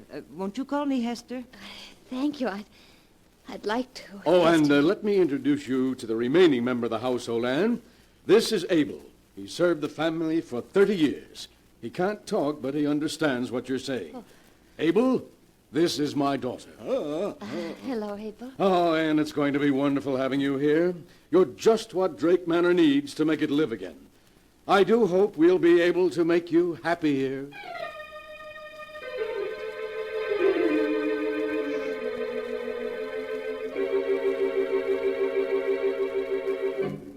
The weeks slipped by, and I was happy. I spent the days reading with Father and taking long walks with Uncle Henry and being taught cooking by Hester. And at night, Uncle Henry and I would play chess. Well, that's another game for you, Anne. The trouble is, I taught you how to play the game too well. It looks as though another northeaster is on its way. Yes, it does. Would you like me to draw the curtains, Uncle Henry? If you will, Anne. That window over there seems to be... He's there, looking in at me. Who, Uncle Henry? There's no one at the window. Can't you see him? He's beckoning to me. But there's no one there. Here, I'll draw the curtains. Is that better? He can't see me now, but he's still out there, waiting for me. Who is? Your uncle, Richard. Uncle Richard? But he's been dead for 15 years. Yes, I know. And now he's come for me. No, Uncle Henry, you only imagined you saw him. Perhaps the same thing is happening to me that happened to the others. What happened to the others? Your grandfather, Daniel, Aunt Harriet, Uncle Richard. They all died insane. Oh, no. No, it can't be. They did, Anne. There's a strain of insanity in the Drake family. Aunt Harriet, for weeks before she died, kept screaming that Grandfather Daniel was trying to pull her into the grave. Oh. And Uncle Richard, he died crying out that Aunt Harriet was at the window calling him. No. They all died during a storm like this one. And now my time has come. Richard is waiting for me. I'll be the next of the Drakes to die. Please, Uncle Henry, you mustn't say things like that. Oh, Anne, I'm so afraid of insanity, of dying. Uncle Henry, I'll spend all of my time with you now. We'll end this nightmare you're living in. The only end to it will be death.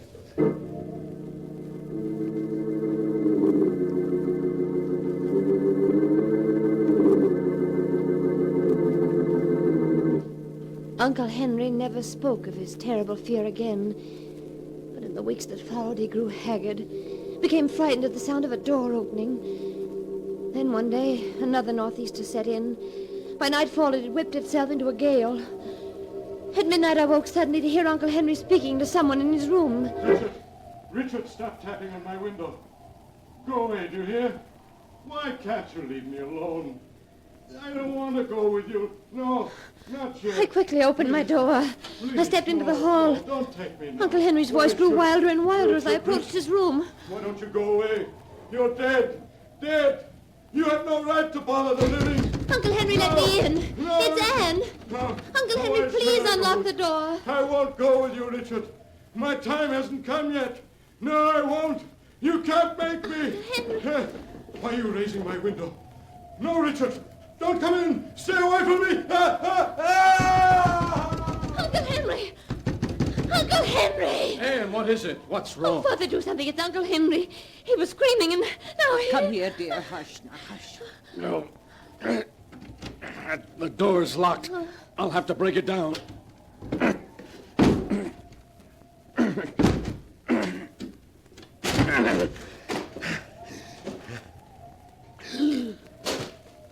Henry. Father, is he... Yes. Yes, Anne. He's dead.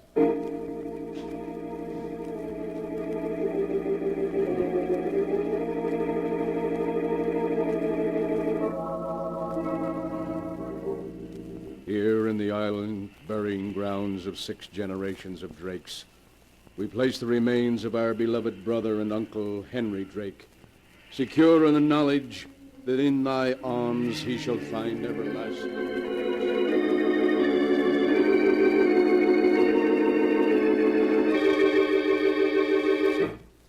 Oh, dear. Life in this house won't be the same without Henry. Father, Uncle Henry was terribly frightened for weeks before he died. Anne, whatever are you talking about? It all began during that northeaster we had last month. Uncle Henry and I were playing chess.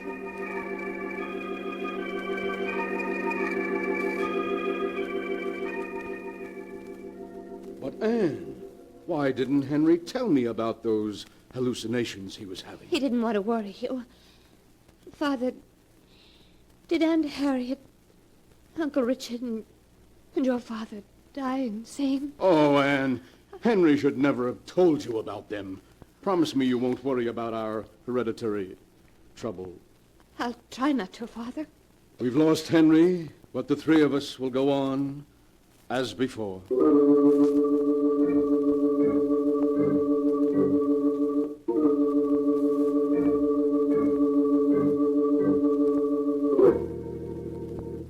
The 3 of us tried to go on as before, but an unspoken fear had crept into our lives. Often I turned to find Father and Hester watching me anxiously. Then a month after Uncle Henry's death, another storm lashed the island. I'll be glad when this storm blows over. It's getting on my nerves. Father, why don't we close up Drake Manor for a few weeks and take a vacation on the mainland? You mean leave the island? No, that's impossible, Anne. We have enough money to get along on the island, but not elsewhere. But I have all that money my mother left me. We could use that. You won't receive that money until you're 21. That's 6 months from now. Besides... Anne, well, what are you staring at? Look. Look at the window. Eh? It's Uncle Henry. He's beckoning to me. Anne, there's no one at the window. He's there, I tell you, he's there. Look. Now he's gone away. Oh, you saw him, didn't you? You must have. Darling, you only imagined you saw him. Oh, no, I did see him. He was beckoning to me, the way Uncle Richard beckoned to him. Means I'm going to be the next Drake to die. Anne, what are you saying? Oh, you mustn't talk like that. You just imagined you saw Uncle Henry. It was just An hallucination? Then I'm going insane. As he did. Oh, no, don't say that. Anne, you must rid your mind of all these fears, of everything Henry told you. Promise me you won't think about it anymore.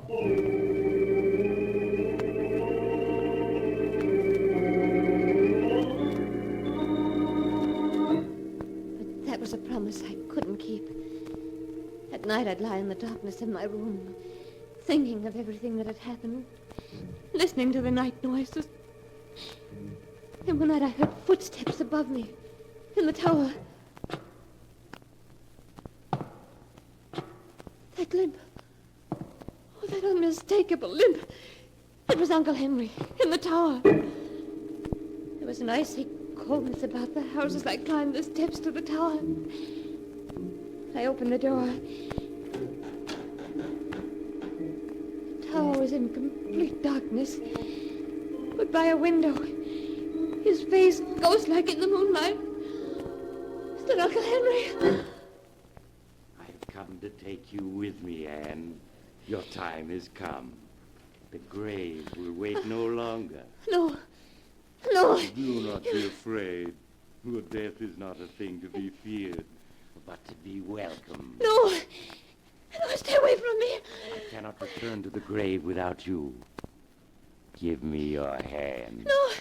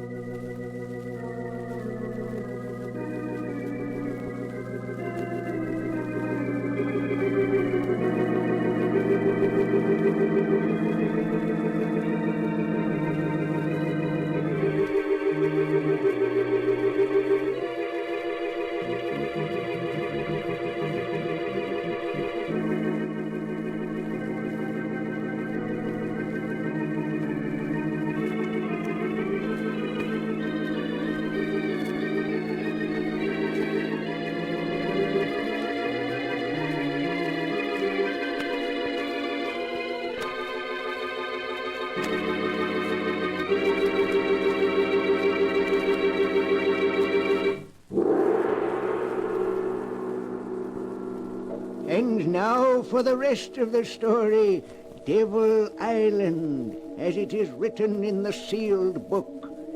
Martin Drake, hearing Anne's screams, rushed up to the tower of the old mansion to find her lying unconscious on the floor. After Martin and Hester had taken the girl back to her bed, Martin went to the mainland. At dawn, he returned with a doctor and waited impatiently for him to finish examining Anne. I've just given her a sedative, Mr. Drake. She's asleep now. Will she be all right, Doctor? Afraid she's on the borderline of insanity. Oh, no. And I'm afraid in a case of this type, where there is inherited insanity, there's very little that can be done.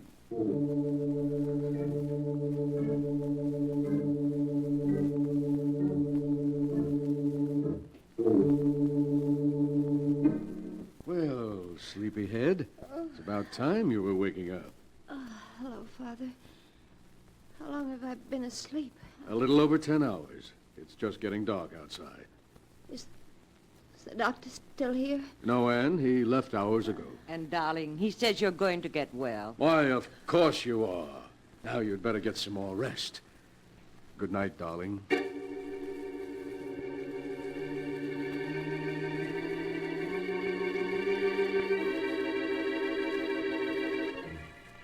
A moment later, they were gone. I was alone again. Alone in the dark. And all I could think of was... I was going insane. Perhaps I was already mad. The hours passed. The very stillness of the house made my heart pound in my ears. And then... the stillness was broken. That limp again. It was Uncle Henry in the tower. Back and forth from one end of the tower to the other he limped. Then silence. I lay in the darkness waiting. Waiting. And then suddenly... the door to my room was opened.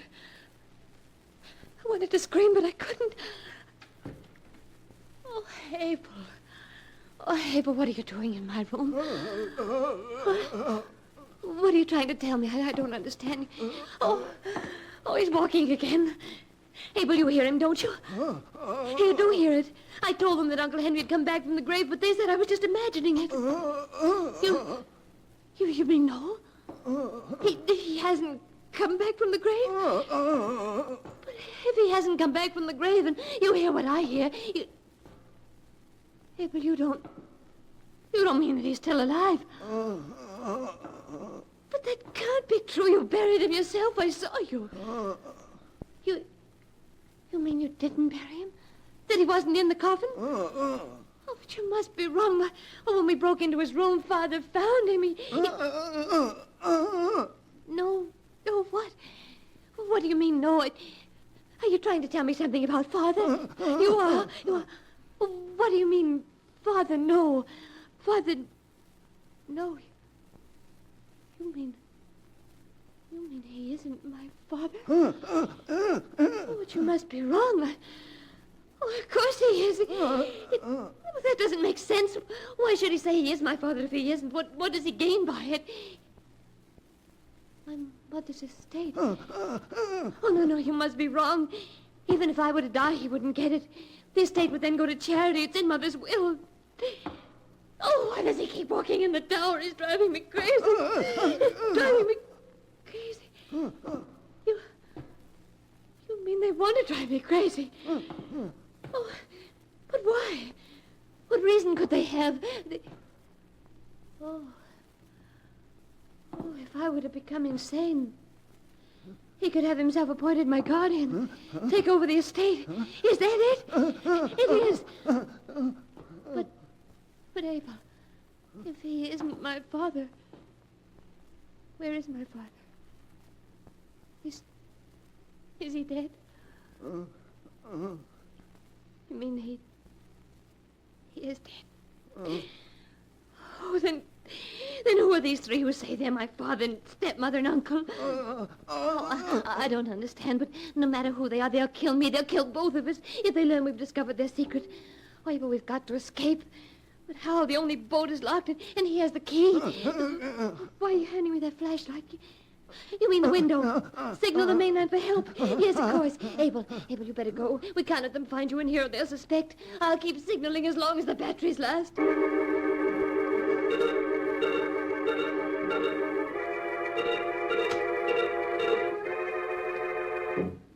I can't keep signaling much longer. For now, And, what are you doing out of bed? And with that flashlight? Nothing at all. You weren't signaling someone on the mainland, were you? Oh, no. No, I just had the flashlight in case someone came in the room. Oh, why, you're trembling as though you were frightened. You're not afraid of your own father, are you, dear? No. No, of course not. Now, no more walking around. I want you to get some sleep. Good night, dear.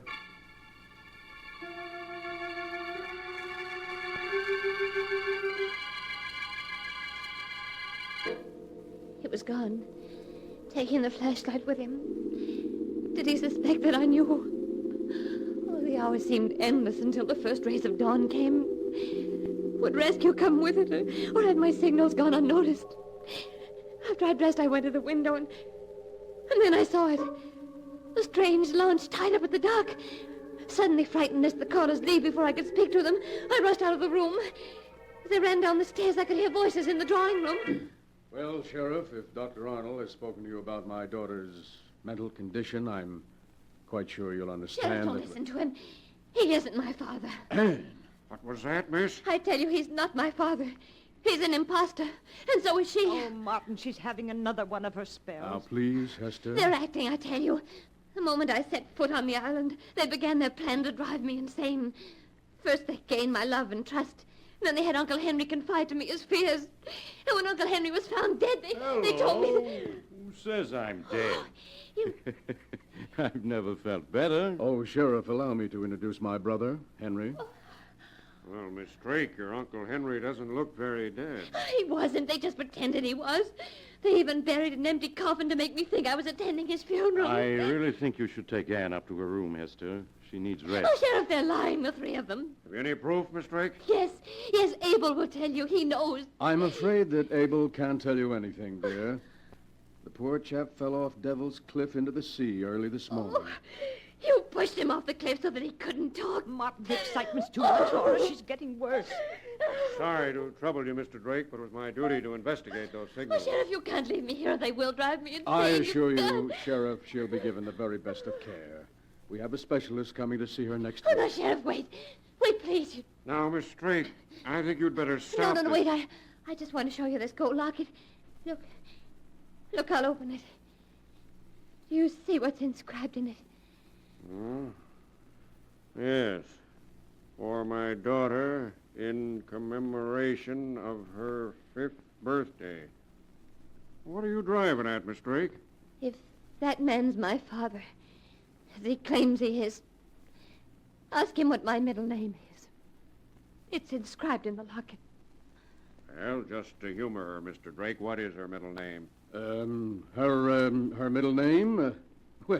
Well, frankly, Sheriff, I seem to have forgotten. Oh, he hasn't forgotten it, Sheriff. He never knew it. He isn't my father. Kind of strange you're not knowing your own daughter's middle name. Well, it's just that, I have an awful memory for names. So have I, but I know my kid's middle name. There's something peculiar about all this. I think you three and the girl better come with me to the mainland. What for? So I can do a little checking. If you're Martin Drake, as you say you are, there must be someone on the mainland who can identify you. Oh, see here, Sheriff, this is ridiculous. Just because... I said you're going to the mainland with me. Well, I always said you were the weak link in the chain, Gerald. Shut up, you fool. It's no use, Gerald. The game is up. The trip to the mainland is more than we can stand. You just have to look at Hester's face to see that she agrees. Who are you folks? We're actors. Things having become difficult a few years ago, we accepted employment on this island from Mr. Drake. When he died, I thought of this little scheme. It really was a perfect plan until this fool slipped up on the girl's middle name. By the way, what is her middle name? Why, according to this locket, she hasn't one. It's just inscribed to Anne.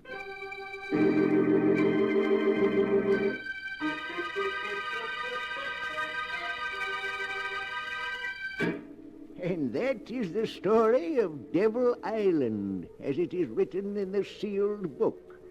Because an impostor slipped up on a middle name that didn't exist, an almost perfect crime was prevented by Sheriff Williams, and an innocent girl was rescued from imprisonment and probable death. It was a small slip, but a fatal one. But the sound of the great gong tells me I must close the sealed book once again. One moment, keeper of the book. What story will you tell us next time? Next time? Are you sure you want to know? Perhaps my next story may be about you. For I have here all the stories that ever happened, and many that have yet to come to pass. But I'll find one for you in just a moment.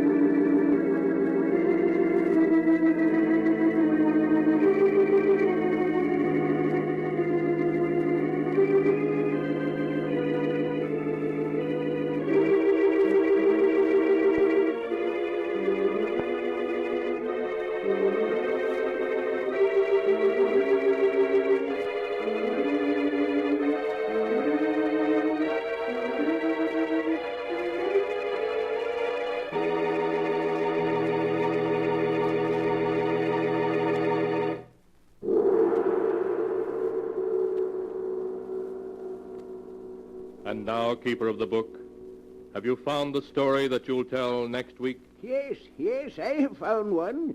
It's the story of two helpless old ladies in fear of their lives and the desperate measures to which they were driven in order to save themselves. The title of the tale is Escape by Death.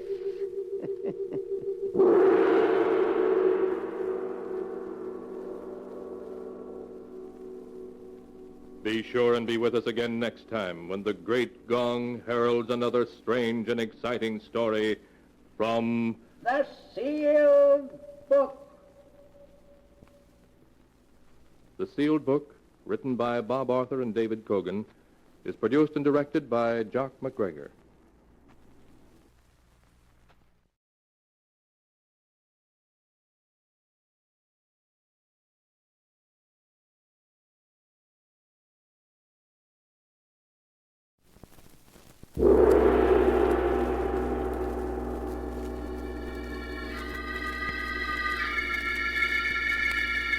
The Sealed Book.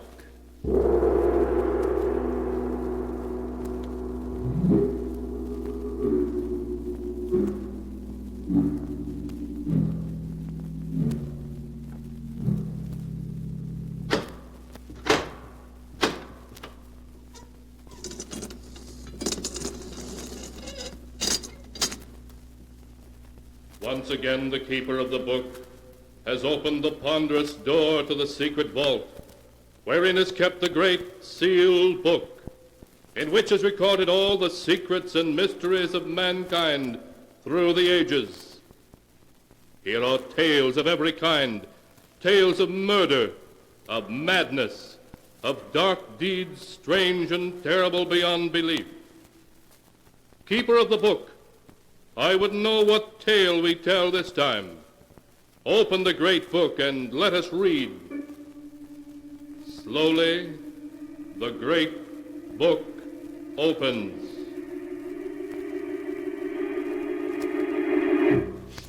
One by one, the keeper of the book turns the pages and stops.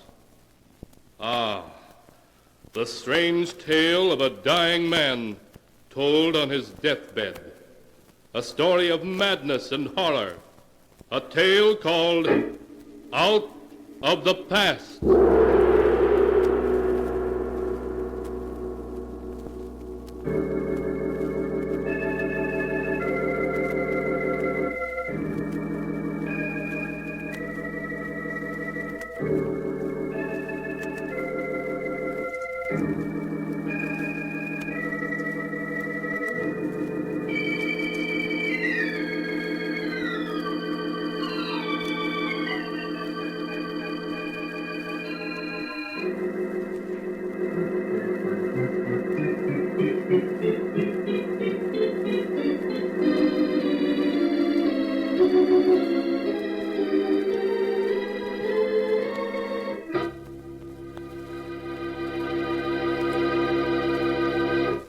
Here is the tale, Out of the Past, as it is written in the pages of the sealed book.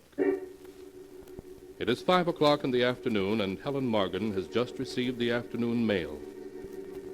As she is about to look at it, her husband Gerald enters their luxurious suite. Hello, beautiful.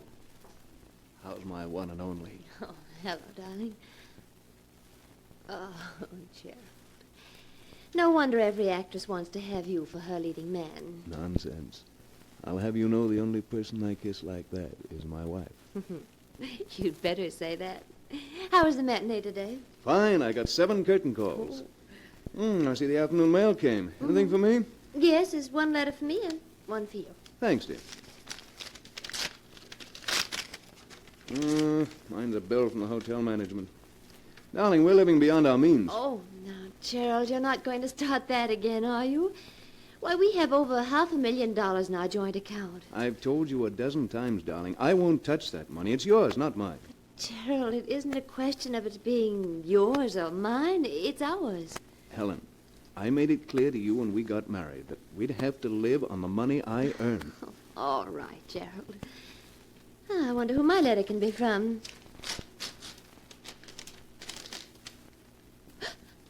Helen, what is it? For a moment, as Helen stared at the letter in her hand, she felt as if her heart had stopped. Then it began to beat again wildly, as though it would burst. Over and over, she read the few lines in the letter. A friend from England expects you tomorrow afternoon at 2 o'clock at the Hotel Edgewood. Please bring $25,000 in cash, or else I shall be forced to take action. John Benedict. Helen fought to suppress a cry of fear as the specter of her past returned in one overwhelming moment. From a great distance, she seemed to hear Gerald calling. Helen, what is it? What's wrong, darling? I said, what's wrong? You look so upset. Is it that letter you're reading? A letter? Oh, no. Then if it isn't the letter, what is it? Oh, it's nothing, darling, nothing at all. It's just I have a headache. Oh, I'm sorry. Can I get you something? No, Gerald, I'll be all right. All I need is a little rest.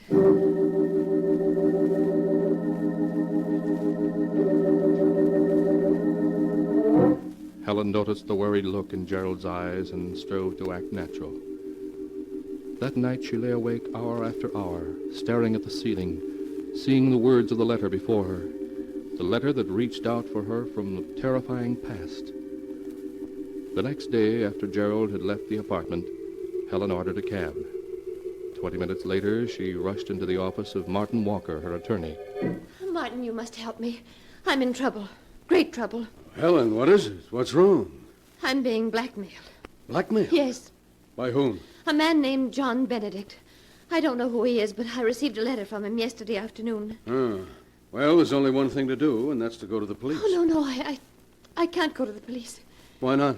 This man Benedict knows something I can't afford to have exposed. What does he know, Helen? Oh, please don't ask me, Martin. I can't tell you. But believe me, if it ever gets out, it would ruin my marriage. My life. I couldn't stand to lose Gerald. I couldn't. I'd rather die. No, please, Helen, don't cry. You know there isn't anything I wouldn't do to help you. But as I see it, your only chance is to go to the police. No, I can't. It would ruin everything. Oh, Martin, if you really wanted to help me, you'd do as I ask you. I've got to buy him off. All right, Helen.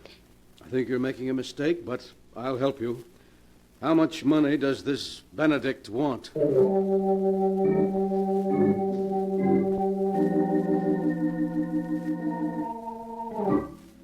At 2 o'clock that afternoon, an hour after Helen had withdrawn $25,000 from the bank, Martin and she entered a small, dingy hotel on a side street. Following the hotel clerk's instructions, they climbed one flight of stairs and walked down a long, dark hallway to room 14. Come in. As Martin opened the door, revealing a squalid and dimly lit room, Helen saw for the first time John Benedict. He was a large man with coarse features and a thick black beard. In the half-light, he appeared to be about 50. His clothes were of a fine English cut, but time and wear had taken their toll. He stared at Helen for a moment, then spoke. How do you do, Mrs. Morgan? Won't you please come in? Thank you. This is Mr. Walker, my attorney. Yes, of course. How do you do, sir? I am very pleased to meet you. I'm afraid I can't say as much. Yes. I trust you'll forgive me these dismal surroundings, but alas, I'm quite penniless. So you thought it would be an excellent idea to blackmail this lady for funds? I'm afraid you misunderstand me, Mr. Walker. I'm not forcing this beautiful lady to give me £5,000. Rather, I'm, shall we say, requesting a loan. Yes, but if she doesn't give you this loan, you'll ruin her marriage, her life. It would distress me to ruin anyone's life. But then it also distresses me to live in a pigsty like this. A much more suitable place would be the state penitentiary. Martin, please don't talk like that. Evidently, Mrs. Morgan, your friend is more interested in having me placed in prison than in saving you from disaster. I'm afraid you haven't revealed our little secret to Mr. Walker, have you? No, I haven't. Well, perhaps if we were to tell him, he wouldn't be quite so eager to imprison me. Perhaps if he knew that at one time you had... No, don't say any more. I'll pay you. Allow me to commend you on your good judgment. Martin, give him the money. Give it to him. Very well. Here's your filthy blood money. Thank you. I think you've been very wise, Mrs. Morgan. Very wise indeed. Good day.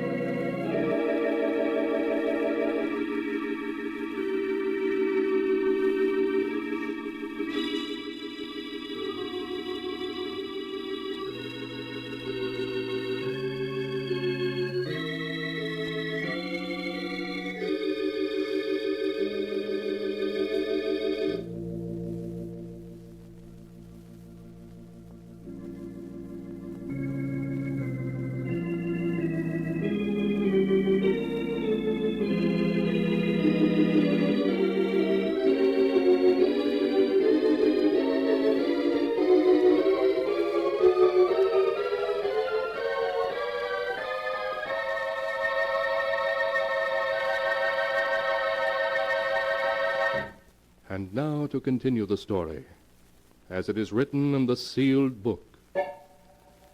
In the days that followed Helen's payment of money, the money Mr. Benedict demanded, she tried unsuccessfully to forget him and the terrifying secret he shared with her. Life for Helen became tense, watchful, frightening. Then one afternoon, while Gerald was at a rehearsal of a new play, she received another call. A call that sent her in panic to Martin Walker's office. Martin, I've heard from him again. Who? Benedict? Yes, he phoned an hour ago. He wants $50,000. $50,000? Now maybe you'll have sense enough, Helen, to let me turn this over to the police. No, I can't do that. You can't? You mean you're going to buy him off a second time? Yes, I must. But you can't, Helen, you can't. What's to prevent his extorting money from you a third and a fourth time? He'll squeeze you dry. The money doesn't matter, do you hear? Nothing matters but keeping what Benedict knows from Gerald. If he finds out, it will mean the end of everything for me. Everything.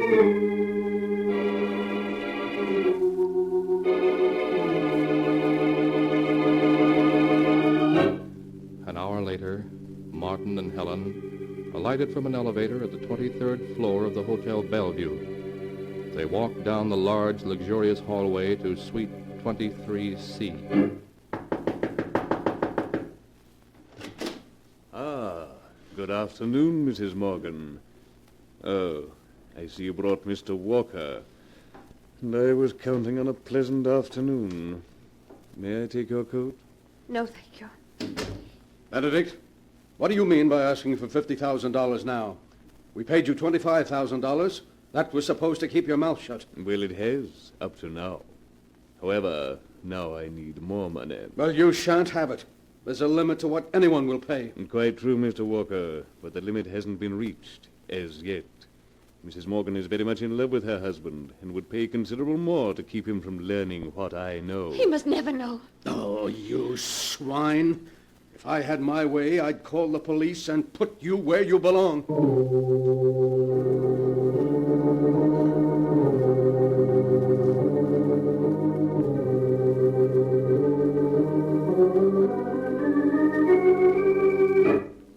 A week passed.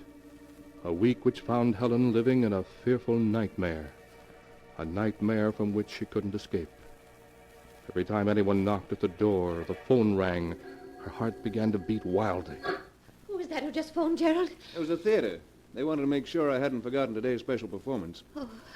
Oh, Helen, yes? what is it, darling? What's come over you? Come over me? Yes, this past week you've been just a bundle of nerves. Every time the phone rings or the mail arrives, you begin to tremble. What's wrong? Oh, you're just imagining all that, dear. Helen, stop acting as though I were a child. I can see something's wrong, and I want to know what it is. Please, Gerald, there's nothing wrong. Who could that be? Never mind, I'll get it. No, Gerald. Just sit where you are and rest. Yes, but I...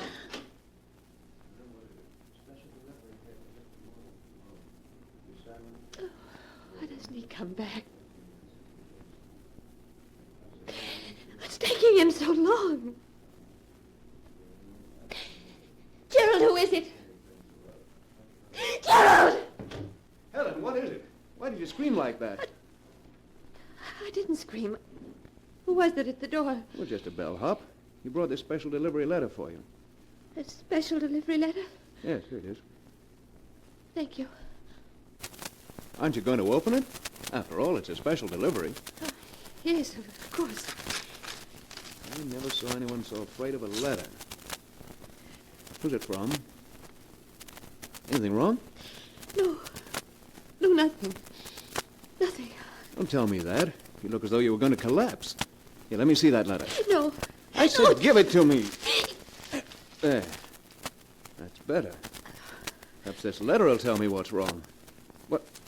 It's only one sentence. I will phone you at 2. There isn't even a signature. Who wrote this note, Helen?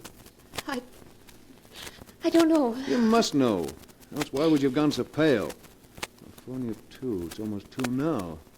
I'll wait for that call. Please, Gerald, you must have faith in me. All these weeks I've had faith, said nothing, hoped you'd tell me what was wrong.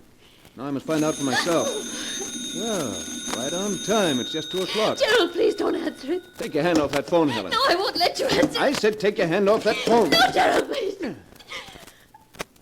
Hello? Hello? Hello? No answer. Whoever called hung up when he heard my voice. I suppose you still won't tell me who it is. All right, then. I have to leave for a matter, you know. But when I return, we'll have this thing out once and for all. Please, Gerald, I just can't tell you. If you'd only believe me. Goodbye, Helen. Oh, darling. Darling, if only I could tell you. If only I could, but I know you wouldn't want me then. How could you if you knew? Oh, the phone. It must be he again. Hello? Good afternoon, Mrs. Morgan. You promised you'd leave me alone, that I'd never hear from you again. That was only a week ago. Yes, I know. But then I'm always making promises I can't keep. What do you want? I'm tired of your playing cat and mouse with me. I should like you to call on me at 5 o'clock this afternoon. If it's money you're after, I won't pay you another cent.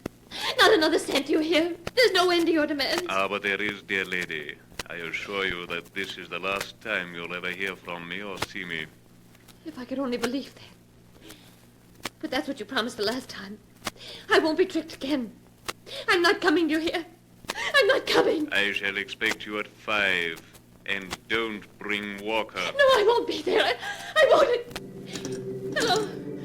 Hello. Hello. Hello.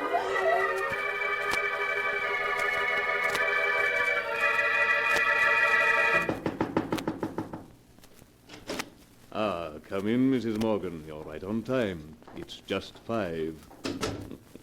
It's good to see you without that bounder Walker around.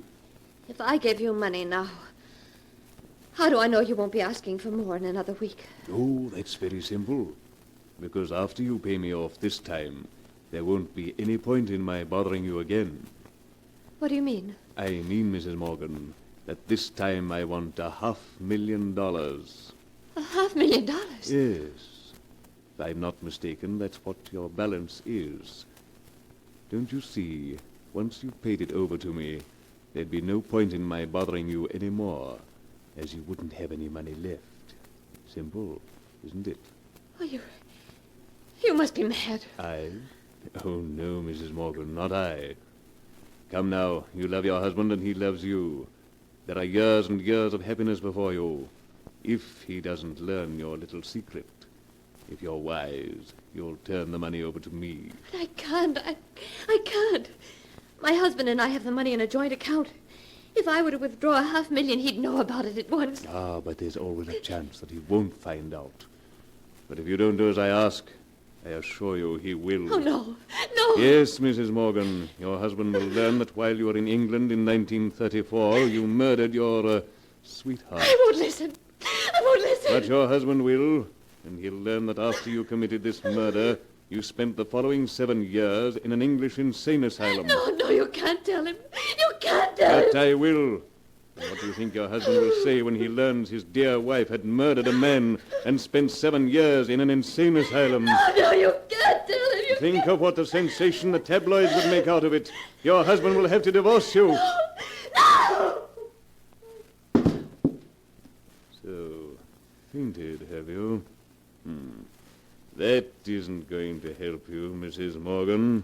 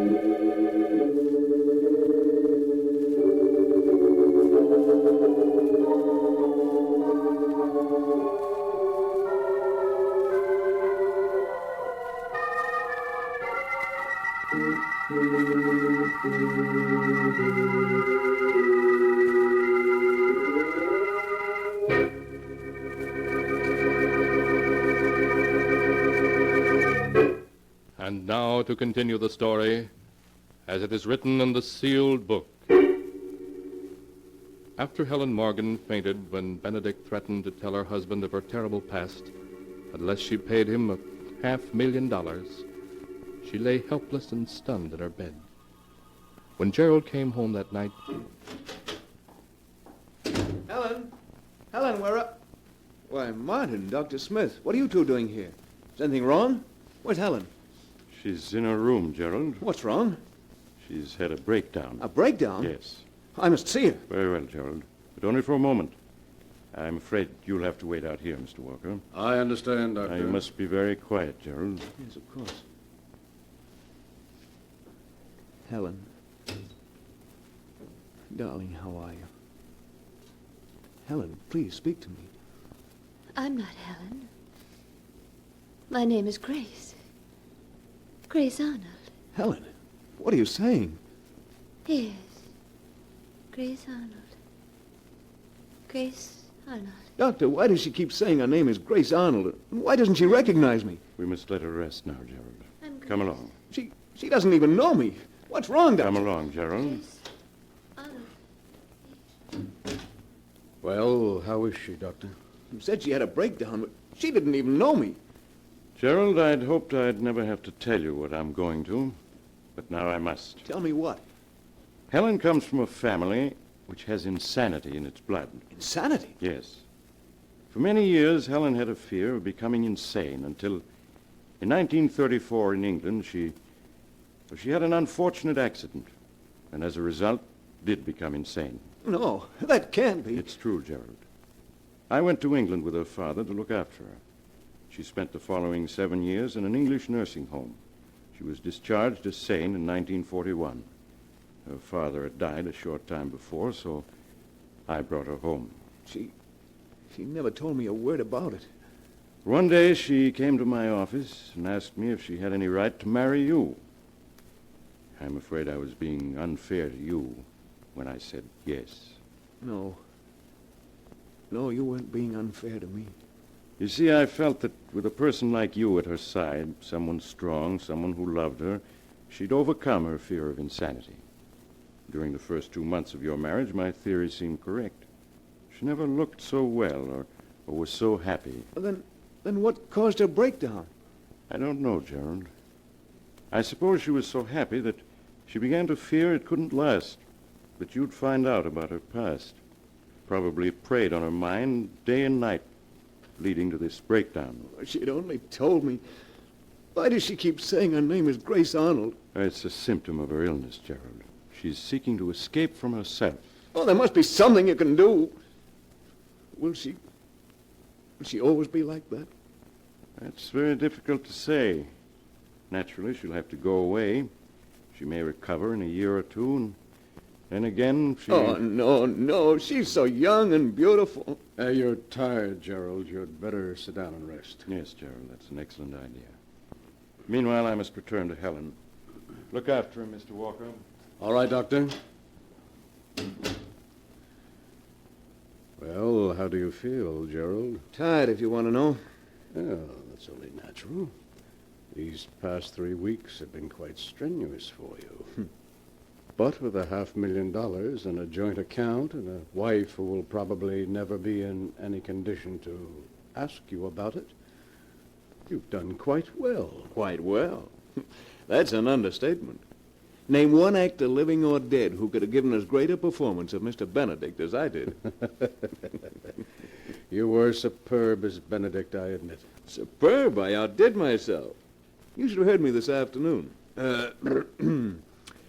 My dear Mrs. Morgan, your husband will learn that while you were in England in 1934, you murdered your sweetheart. And that after you committed this murder, you spent the following 7 years in an English insane asylum. Shh, Gerald, she'll hear you. Nonsense. I've broken her once and for all, Martin. Oh, what a pity. I played my greatest role to an audience of 1. Yes, Gerald, but you were probably the highest paid actor in the world. I'm sure that $500,000 for 3 weeks' work, less my share, of course, is something of a record.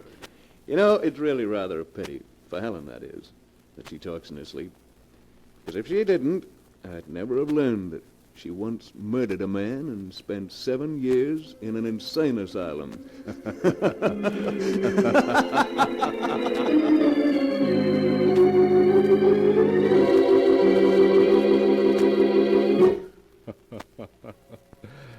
Clever of Gerald, wasn't it? The way he played his wife's love against her. But unfortunately, he never had a chance to enjoy his ill-gotten gains, for 2 weeks later he died as a result of an automobile accident, and on his deathbed confessed to everything. Even after Helen's recovery, which took some time, she was never told the truth about her dear departed husband.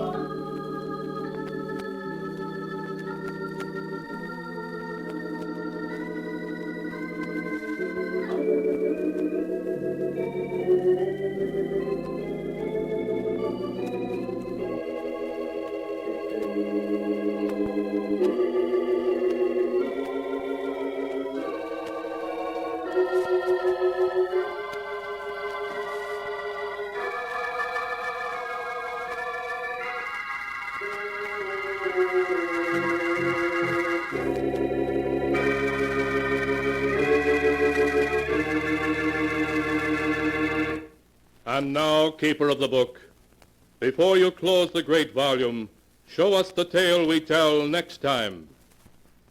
This one, Ah, yes. A story about the dark and mysterious Louisiana bayou country, and voodoo in the night, and the water rising in an old mausoleum built underground. A tale called Welcome Home.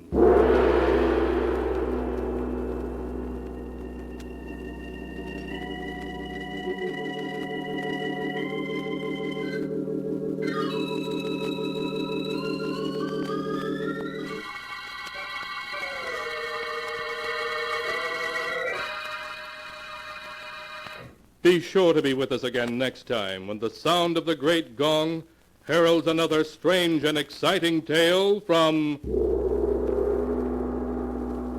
The Sealed Book. The Sealed Book, written by Bob Arthur and David Cogan, is produced and directed by Jock McGregor.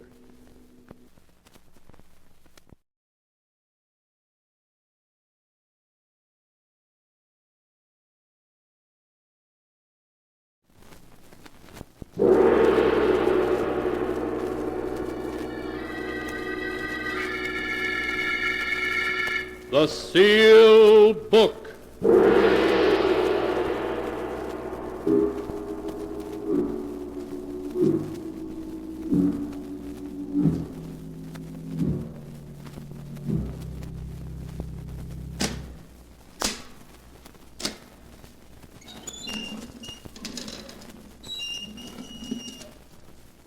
Once again, the keeper of the book has opened the ponderous door to the secret vault, wherein is kept the great sealed book, in which is recorded all the secrets and mysteries of mankind through the ages. Here are tales of every kind, tales of murder, of madness, of dark deeds strange and terrible beyond all belief. Keeper of the book, I would know what tale we tell this time. Open the great book and let us read. Slowly, the great book opens.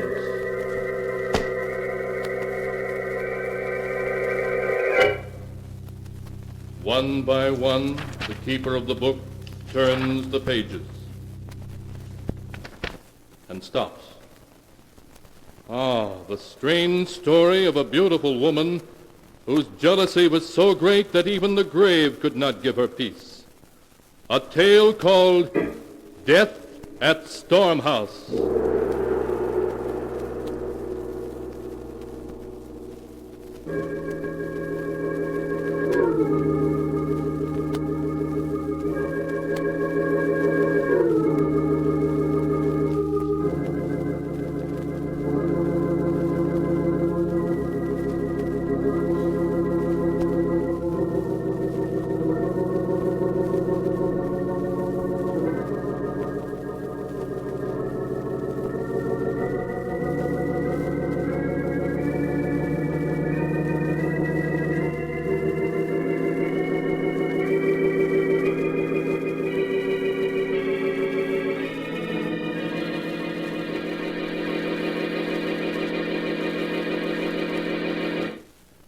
Here is the tale, Death at Stormhouse, as it is written in the pages of the sealed book. It takes place in the old New England mansion known as Stormhouse, perched high on the cliffs above the crashing waves of the Atlantic Ocean. In her bedroom, Lizette Lester, young and beautiful mistress of Stormhouse, lies desperately ill, listening to the storm that is raging outside as her husband and Dr. Warren, their lifelong friend, hover over her. John. John. Yes, Lizette? John, open the window. I want to hear the storm. I want to hear the thunder crash and the wind scream. I'll open it, John. You stay with Lizette. Thank you, Howard. Oh, it's a wonderful storm. I've known it was coming for 3 days. I've always known when a storm was coming, haven't I, John? Yes. Yes, Lizette. You've always known. And I've been waiting for this one. I've been waiting for it so I could die as I was born. On a night when there's a storm filling the sky and death riding the wind to take me as it took my mother that night. Lizette, don't say that. You mustn't excite yourself, Lizette. It weakens you. I'm dying, Doctor. You know it as well as I do. It's only the storm that's keeping me alive now. Oh, Lizette. Lizette. John, darling, Yes, Lizette. in my will there's a bequest to old Andrew for his faithful service. Everything else is left to you, including the house. On condition that you live here at least 6 months out of every year for the rest of your life. Lizette, I can't bear to talk about it. We must, darling. You don't mind the condition that you live here half of every year, do you? Of course not, my dearest. I couldn't bear to think of you as ever very far from me, in life or in death. I'll always be with you, my darling. And you won't marry again, will you, John? Never, Lizette. I swear it. You've sworn it, John. You mustn't break your vow. If you do, I'll be angry. Very angry. And when I'm angry, I do terrible things. You know that. I know, darling. You have my promise. I'll never break it. It's such a beautiful night. All my life, I've never been able to sleep on a night like this. I wonder if now when the storm sweeps in from the sea, I'll know it and wake up. Oh. Lizette. Lizette. John. She's gone.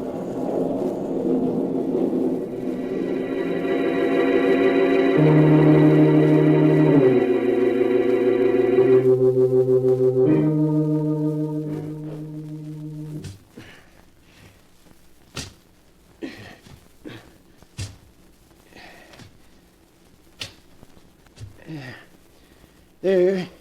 It's done, Mr. John. I couldn't want better if it was myself buried down there in the ground. Thank you, Andrew. I'll put the tools away now. Call me if you want me. I can't believe it's Lizette we've buried here, Howard. Somehow she seems still alive. She loved living so.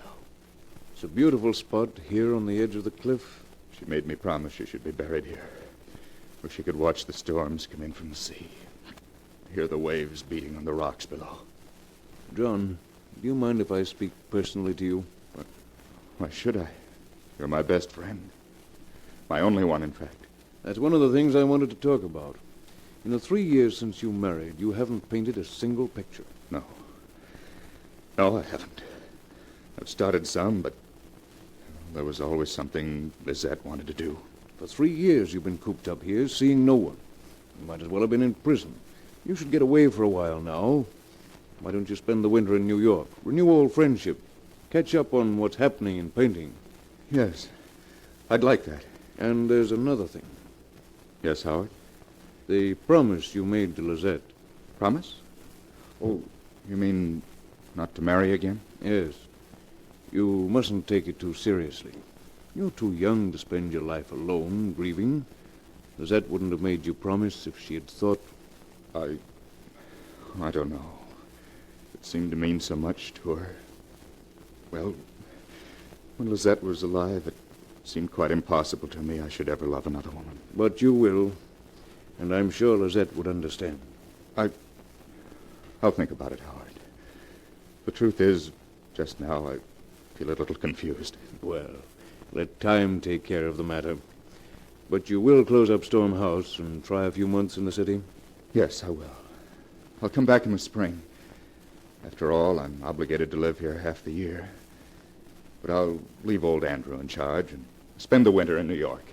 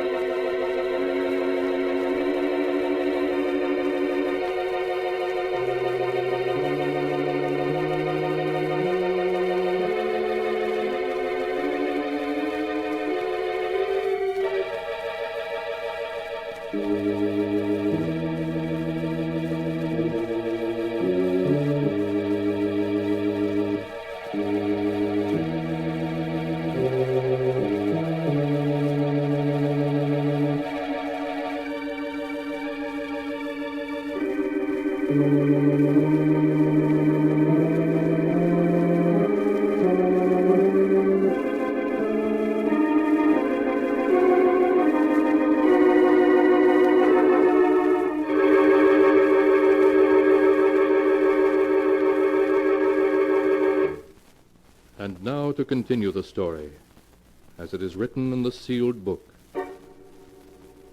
Once away from the somber atmosphere of Stormhouse, John Lester seemed to waken as if from a dream. He began to paint again, to live as he had before his marriage to Lizette. Then at a party he met Nora Maynard, young, gay, lovely. And one day in the spring he brought her back to Stormhouse as his bride. He introduced her to old Andrew, the caretaker, showed her through the house, then took her out to see the magnificent view from the top of the cliffs. Oh, John, it's a wonderful old place. The house, the cliffs, the sea. I'm going to love every minute here. I was afraid it might seem rather wild and gloomy to you, Nora. Oh, no. Look, the clouds, the waves tossing as far as you can see, the ocean way down below us. It's magnificent. Yeah, it can be frightening, too, when a real storm comes sweeping in from the sea. John, what's that? Over there on that little point? It's Stormhouse's private burying ground. That grave you see is Lizette's. Lizette? Will you tell me more about her sometime, John? Yes, of course. Well, now we'd better go in. It's almost dark. All of a sudden, the wind seems to be rising. Oh, just 1 minute more. I want to tell Andrew to phone the village for groceries before the stores close. Well, you run in and tell him. I'll come in right away. Then don't be long. The wind's getting cold. Poor Lizette. I wonder what she was like. I wonder if she used to stand here and watch the darkness sweep over the sea and...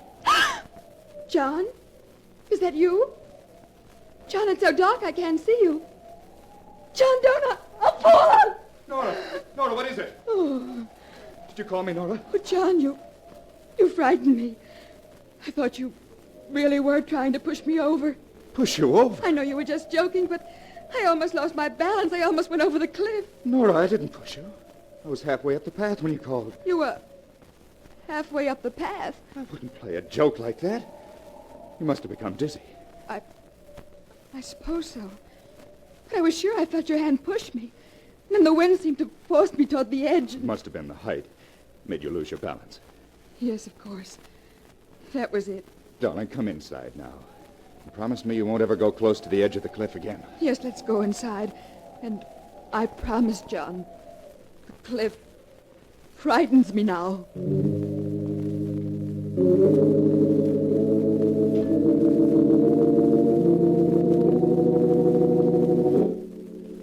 During those first weeks after John Lester returned to Stormhouse with his new bride, the wind never ceased to howl about the great old house. Several times when Nora was walking near the cliffs, strong gusts sprang up that would have pushed her over to her death if she had been walking closer to the edge. Then one afternoon, Nora discovered old Andrew piling flat, large rocks on top of Lizette's grave. There. Andrew, what in the world are you doing? What are those rocks on Lizette's grave for? It's the wind, Miss Nora. Blowing night and day like it has, it's been blowing the dirt right from off Miss Lizette's grave. How strange. Yes, sirree. Give it a couple more weeks and it'd have scooped up all the earth and had the coffin clear uncovered. But the rocks will stop that. Yeah, I guess that's enough. Andrew. Yes, ma'am. Did Lizette love John so very much? Love Mr. Lester? Why, yes, I expect she did, ma'am, in her way. In her way? Excuse me, Miss Nora, I got to drive to town now for a package for Mr. Lester. Oh, his new paints from New York. He's been so impatient for them. Oh, Andrew. Yes, ma'am? That big stone vase on the upper terrace, right beside the steps. It's loose on its base. I saw it swaying yesterday as if it were going to fall over into the garden. Please fix it, will you? As soon as I get back from town, ma'am. Thank you, Andrew. You know that Dr. Warren's staying for dinner. Yes, Mr. Lester told me. Oh, well, I promised to meet him in the garden at 4. Be sure to fix the vase, Andrew.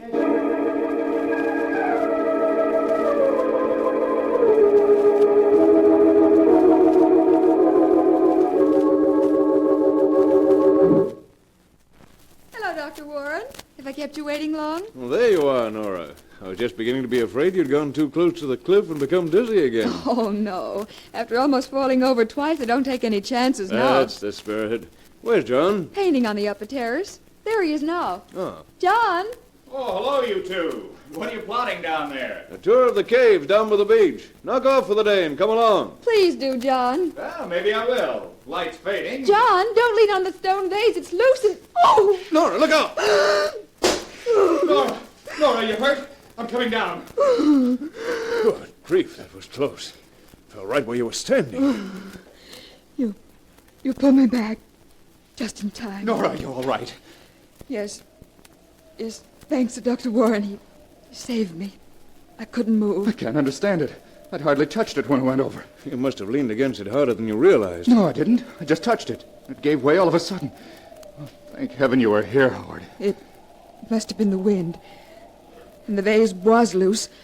I was just telling Andrew to fix it. If you'd been hurt, Nora. Oh, a miss is as good as a mile, darling.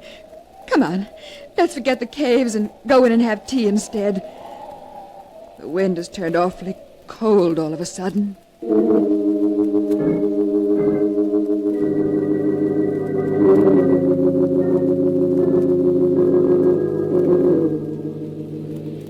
Listen to that confounded wind. I can't even read anymore. It makes such a racket. Would you like me to read to you, darling? No. I'm just jumpy, I guess. It isn't something special, is it? You're not regretting that you married me? Oh, don't be silly, Nora. It's just the wind. For the last 2 months, it hasn't let up night or day.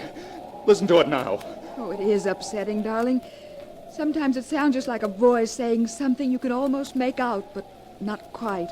I haven't painted a stroke in 2 months. Every day I get my canvas and my paints ready, and then the wind rises and distracts me. You're not sleeping well, are you, John? No, I haven't slept for weeks. Nora, I can't stand it any longer. I can't stand it. That wind doesn't stop blowing, I think I'll go mad. Oh, my darling, my darling. John, listen to me. Listen to me, dear. We must go away from Storm House, away from the wind. We must, John. But the will. The will doesn't matter. Oh, John, please say yes. We can't ever be happy here. There's something about the place that will forever prevent us. Leave Storm House. Never come back. And never come back. Yes. Yes, Nora, you're right. We'll do it. We'll leave tomorrow. Oh, John! Oh, we're going to have another storm. Yes. It certainly has come up quickly. Sunset, there wasn't a sign of a storm. It's as if Storm House knows we're leaving and wants to live up to its reputation on our last night. Well, darling, I think I'll go to bed and dream about leaving here tomorrow. Coming? No, I'll finish my pipe and tell Andrew our plans. All right, darling. I'll bring my diary up to date while I wait. Don't be long now.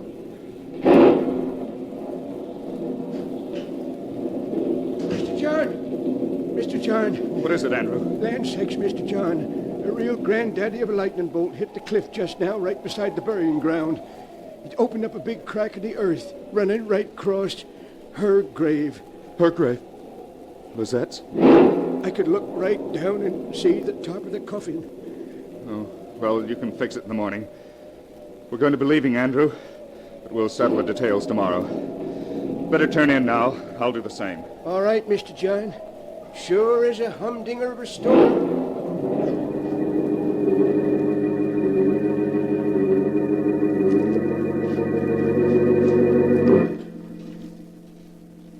And tomorrow we leave here forever.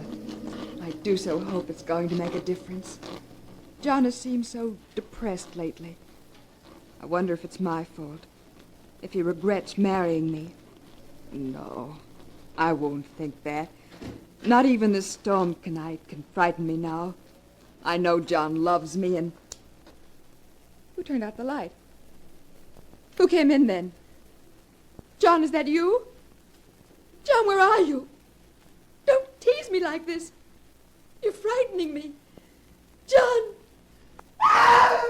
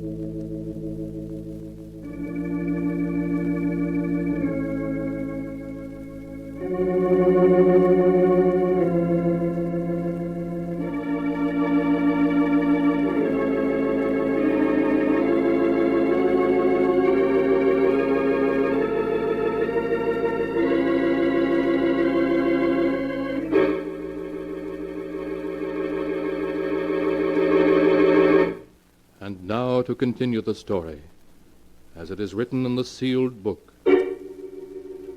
After the great storm had opened up Lizette's grave so that her coffin was plainly visible, Nora had a midnight visitor. There was a scream, and a body crumpled to the floor. The next morning, the sheriff came to talk to John. That's all of it, Sheriff. That's all I know. Nora screamed. When I got to her, she was lying there on the floor. Dead. Murdered. But the weapon, Mr. Lester? We know it was that antique ivory paper knife of yours, because the point broke off in the wound. But where is it? I don't know. I tell you, I didn't see it. I see. Well, I think you better come with me for the time being, Mr. Lester.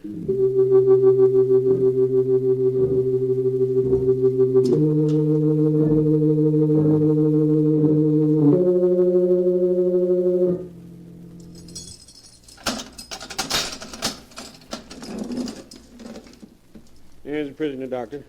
You can see him for 15 minutes. Oh, Howard, thank heaven you've come. John, how are you? Oh, how am I? I don't know. I don't care. Howard, have they caught Nora's murderer? They still think you did it. I gather that they did. And the ivory knife hasn't been found? Nowhere. And we've searched every inch. John, think. I know when you found Nora you were shocked and dazed. But the knife, surely you saw it. Surely you drew it from the wound, put it down somewhere. You must have. I've tried to think, Howard. I'm sure I'm right. There was no knife. Only Nora, crumpled beside her writing desk. The blood staining her nightdress. The wind screaming outside as if in triumph. I understand. I know you didn't murder Nora. I don't know how we're going to convince the world. Is it as bad as that? As bad as that. If only the knife had been found, it could have been suicide then. But the knife is gone, and you testify that Andrew is innocent. So, as there wasn't any other living soul but yourself in the house that night... I see. Well, I've told them all I can. I don't know how the knife could have disappeared. There's nothing more I can do. Even though they hang me.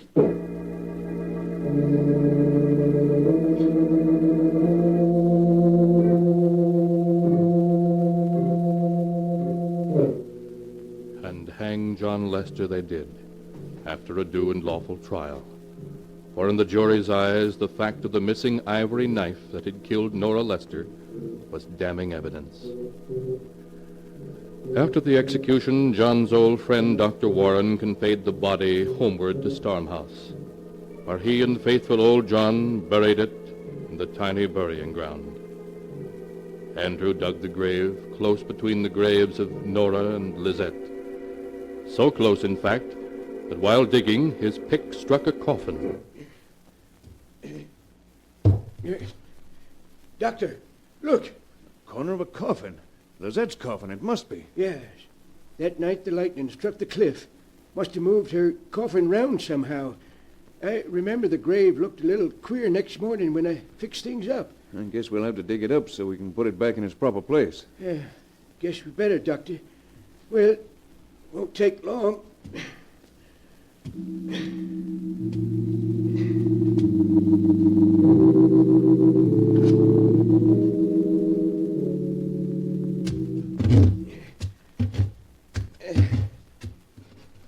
There, Doctor.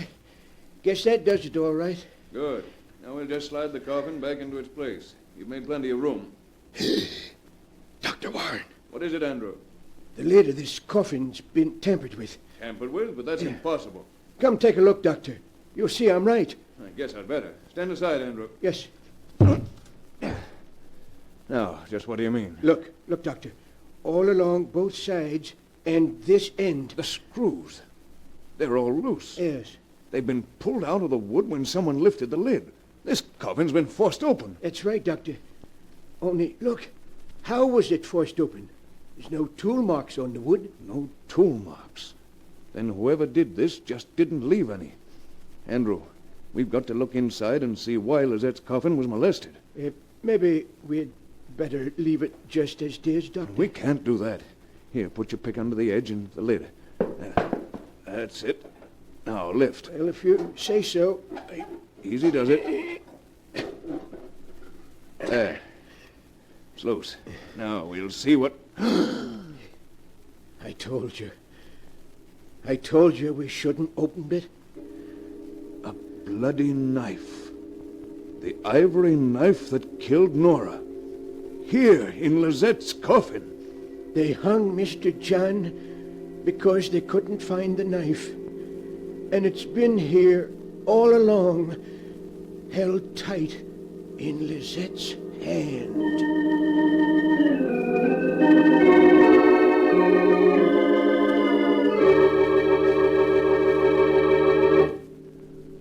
So it was beautiful Lizette who killed Nora.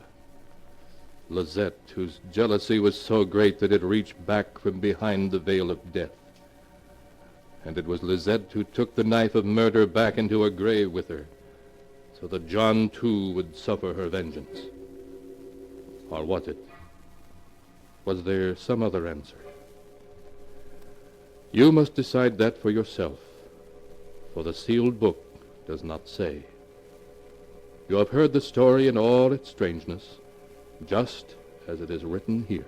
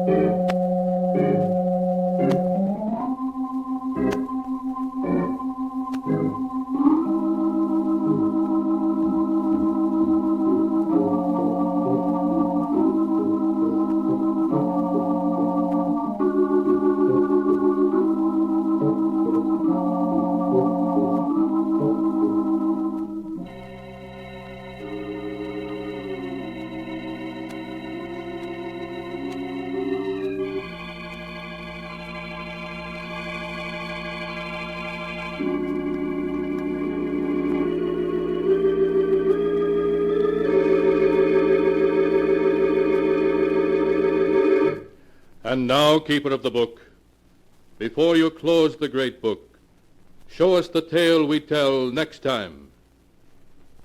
This one? Ah, yes. Why, this is amazing. It's a tale of a man who killed, a corpse that laughed, and a murder victim who died twice.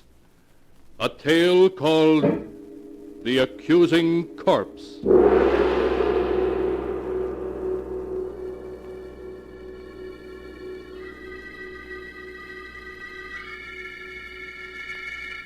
Be sure to be with us again next time, when the sound of the great gong heralds another strange and exciting tale from The Sealed Book. The Sealed Book, written by Bob Arthur and David Cogan, is produced and directed by Jock McGregor.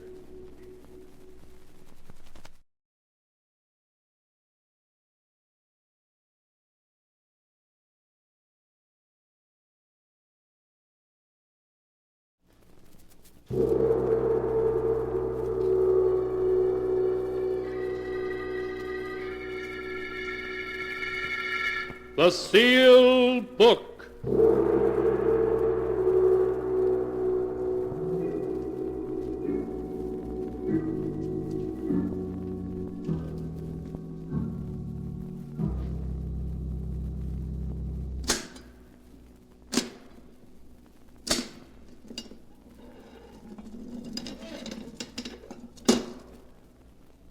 Once again, the keeper of the book has opened the ponderous door to the secret vault, wherein is kept the great sealed book, in which is recorded all the secrets and mysteries of mankind through the ages. Here are tales of every kind, tales of murder, of madness, of dark deeds, strange and terrible beyond all belief. Keeper of the book, I would know what tale we tell this time. Open the great book and let us read. Slowly, the great book opens.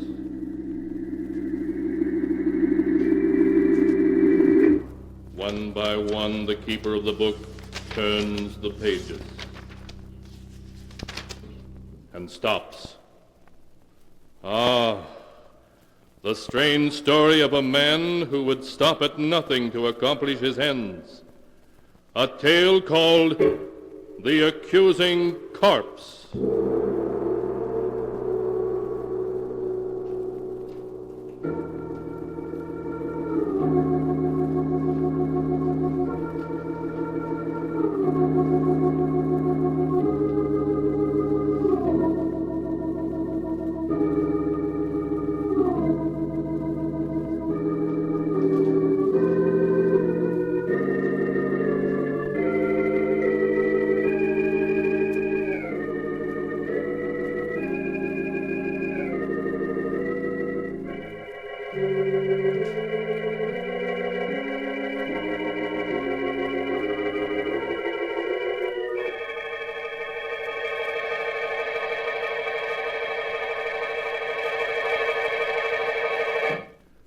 Here is the tale, The Accusing Corpse, as it is written in the pages of the sealed book. Philip Drake, the wealthy stockbroker, is pacing nervously back and forth in the drawing room of his country mansion. His face becomes pale as Vivian, his wife, enters the drawing room, a suitcase in one hand. Well, Philip, I'm all packed and ready to leave. I do hope Vivian, that how can you do this to me? You know I love you, that I'd do anything to make you happy. Philip, let's not go over that again. Oh, please, darling, don't leave. At least not until your brother Roger's arrived and had a chance to talk to you. He'll be here any minute. Oh, nothing that righteous brother of mine can say will change my mind. Now, would you mind lending me your car to get to town? Vivian, if you leave me, you won't get a cent. Not a cent, you hear? Really? Did you ever stop to think, Philip, that there might be another man? One with more money than you? Another man? Oh, no, Vivian, there couldn't be. And why not? But we've only been married 3 months. Why, there couldn't have been anybody in that time. Oh, but there was. Oh, Vivian, you can't do this to me. I love you. I love you. I won't let you go. I really must be saying goodbye now. He's waiting for me in town. I don't want to be late. If I can't have you, no one else will. Do you hear? Oh, really? You're being ridiculous. I must go now. No. Philip, what are you... A gun. Yes, Vivian. A gun. I told you if I couldn't have you, no one else would, and I mean it. Even with that gun, you can't keep me, do you hear? I'd sooner die than go on living with you. I'm going, and you're not going to... Oh, you shot... Oh. Vivian. Philip, what happened? I thought I heard... Vivian. I didn't mean to do it. She was going to leave me. Vivian. Roger, is she dead? Yes. Philip, do you know what this may mean? Life imprisonment, perhaps even the electric chair? Yes, I know. I lost control of myself. Nothing seems to matter now. You simply can't throw your life away like that. Even if Vivian was my sister. I don't mind telling you that I always felt you were far too good for her. She didn't deserve to be your wife. Oh, please, Roger. Look, if we were to get rid of the body, who could possibly know that she didn't leave here tonight as she'd planned? No. It wouldn't work, Roger. You can't get away with murder. That's nonsense, Philip. Now, if we were to bury her in the woods, no one would ever find her body. Bury her in the woods? I couldn't do that. Philip, you must let me handle this. Oh, and you better give me that gun. All right, Roger. Here you are. Good. Now you wait here. I'm going to get rid of the body.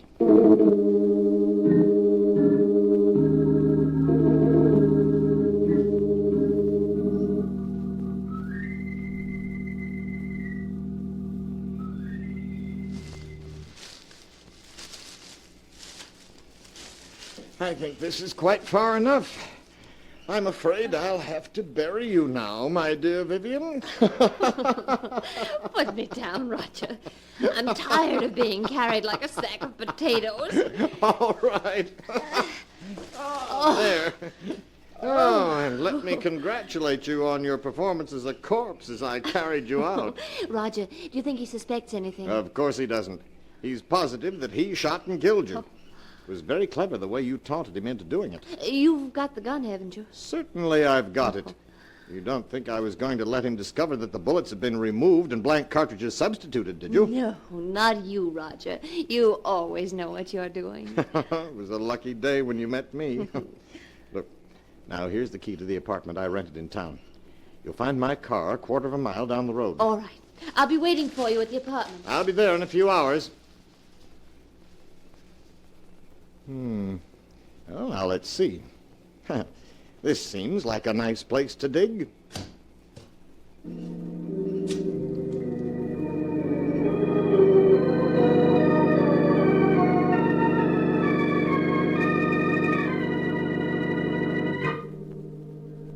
The next morning, Roger called on Philip at his office, and finding Philip very nervous, reassured him that he had hidden poor Vivian's grave carefully.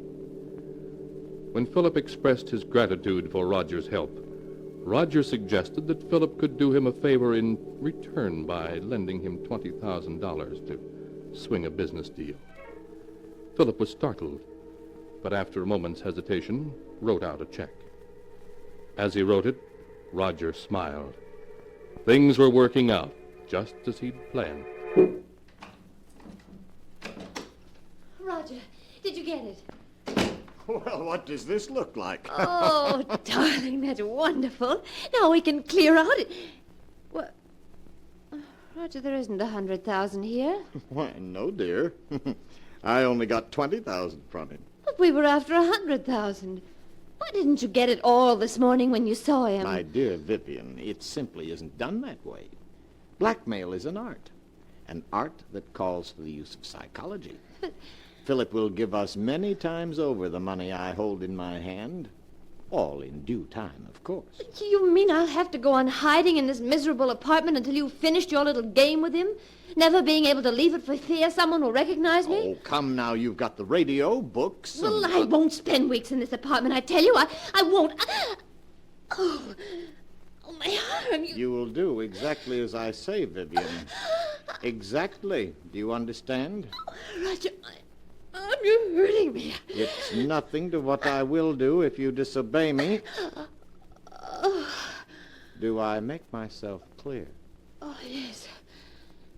Yes, I'll do whatever you say.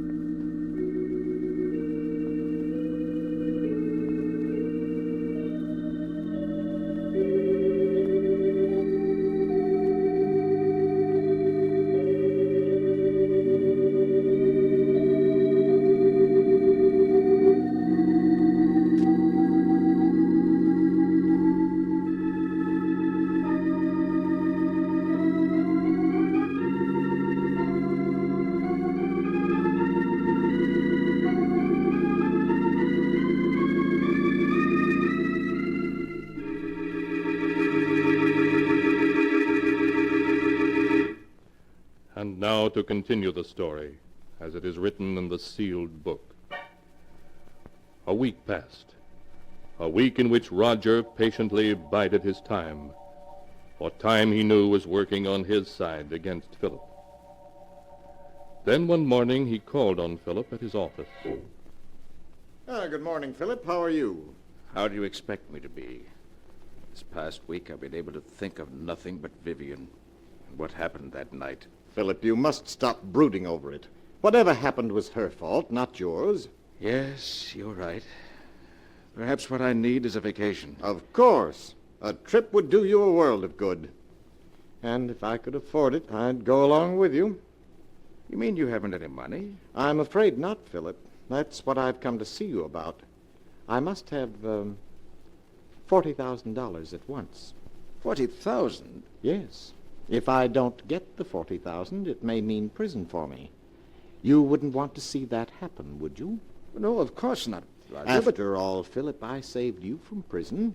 In fact, I made myself an accomplice to Vivian's murder by not turning you over to the police. Yes, I know, but... You could hardly expect me to remain loyal to you if you weren't willing to help me, could you?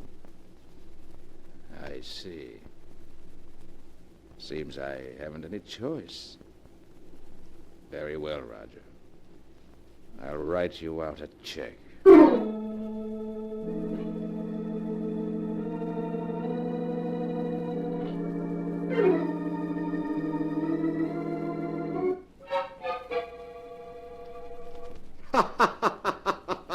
Take a look at this, Vivian. $40,000 in cash. Oh, darling. Wasn't this worth staying in hiding for? And there's plenty more where this came from. What? Oh, who could that be? You better get behind that screen. All right, Roger. Yes? COD for Miss Brown. Comes to $64. You must be mistaken. There's no Miss Brown here. Well, this is the address she gave. It's in care of Mr. Roger Martinson. That your name? Well, yes, but I Those don't know. packages are for me, Roger. How much did you say the COD was? $64, miss. Oh, here you are. Thank you, miss. Here's your receipt. Bye. Bye. When did you buy those clothes? This morning? You mean you went out shopping in spite of what I told you? Well, I was sick of being cooped up in this apartment day and night. I had to do something for a change. And what of my plans? You risked everything with so much at stake. Roger, stop looking at me like that. I tell you I couldn't stand being cooped up in this apartment any longer. And if you don't get the rest of the money at once so that we can clear out, I'll go shopping whenever I feel like it. You can't make... You'll do exactly as I say. I won't allow anything or anyone to interfere with my plans. I've worked every step out perfectly, and there isn't going to be any slip-up.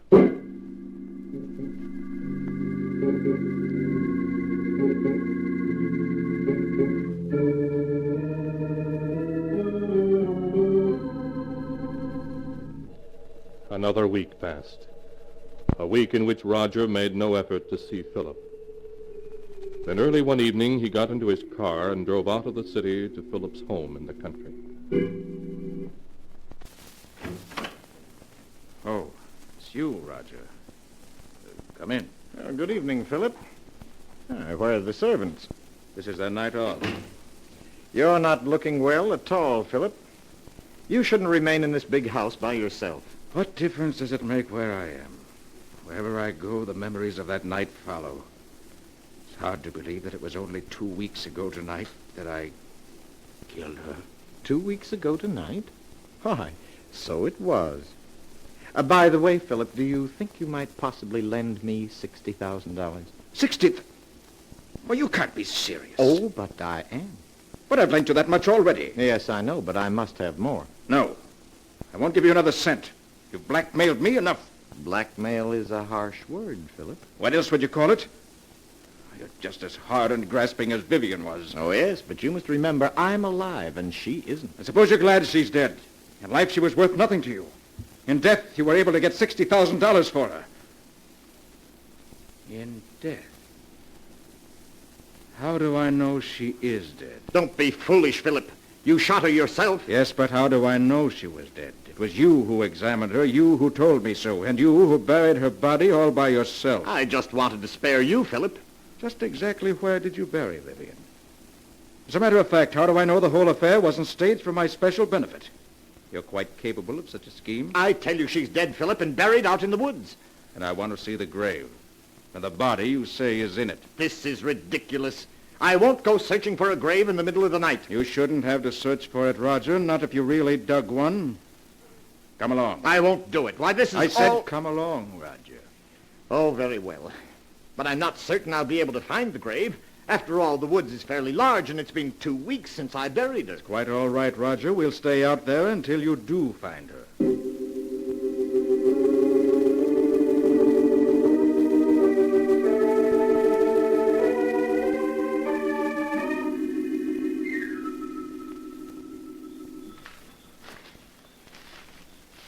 The grave is someplace around here, I'm certain of it, but perhaps we ought to come back in the daytime. It might be easier to find it then. I know, Roger. You shouldn't have any trouble finding it now, if it exists. It does exist, I tell you. It's just that the woods are so confusing at night. Everything looks so different. Just keep on searching, Roger.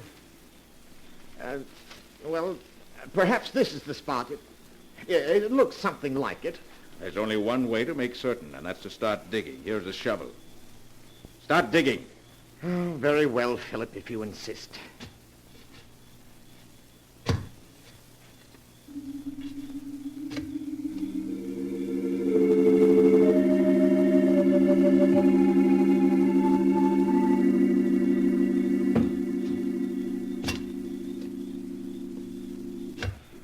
Well, Roger, you've been digging for 20 minutes now, and you haven't uncovered a body.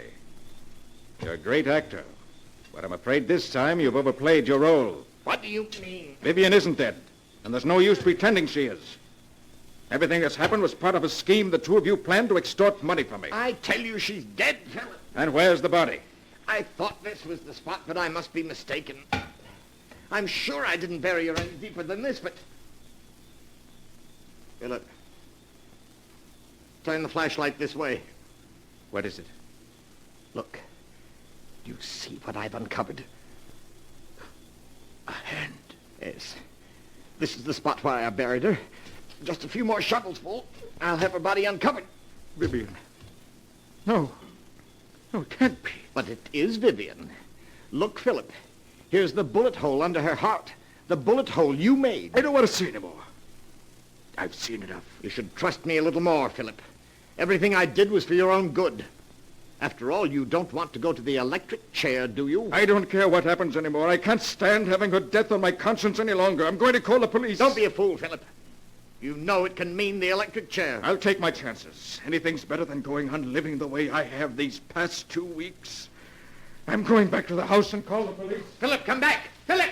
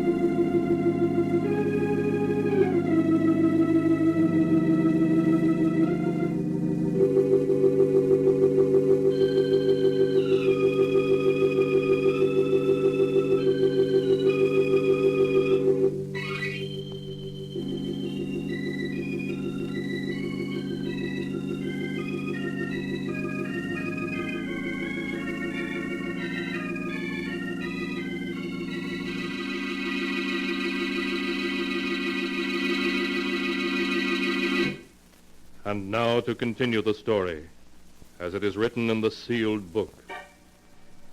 After Philip and Roger had dug up Vivian's body, with the bullet hole through the heart, Philip decided that the only thing left for him was to call the police and confess. So, in spite of Roger's protests, he rushed back to the house. Operator. Operator, Philip, wait. Don't do anything foolish. You've cut me off. Take your hand off the phone, Roger. All I want you to do is to listen to me for a few minutes. Then if you still want to call the police, you can. Now, please, put the receiver down, Philip. That's it. What do you want to tell me? Well, do you mind if I mix myself a drink first? It's been a rather difficult evening. Very well. What about one for you? You look as though you could stand a drink. No, thank you. Nonsense now. It'll do you good.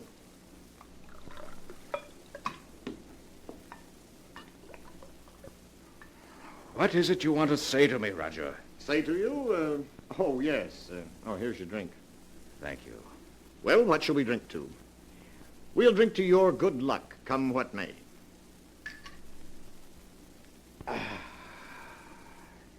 There, I feel a good deal better. All right, now we've had a drink. What have you got to say? Oh, yes. What I wanted to say was, I never let anything interfere with my plans, Philip. I can't allow you to go to the police, and therefore you shan't. It would spoil my plans. It would it? But I'd like to see you stop me. I have, Philip. In a very little while, in fact, in just a few seconds, you'll be dead. Dead? What do you say? Yes, Philip. The drink I mixed you was poisoned. Aren't you finding that it's becoming difficult to breathe? No. You couldn't have... My throat... It burns. Yes, I know, but it'll all be over in a matter of seconds. Now I see it all. You murdered her. Yes, Philip. Just a week ago tonight. She died according to plan. I'll call the police. I'll tell them that... I'm afraid you haven't the strength left to reach the phone, Philip.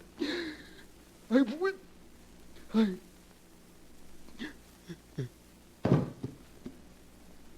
You and Vivian never had a chance, Philip. I had things worked out perfectly, down to the smallest detail. Hello, operator. Operator, please connect me with the police.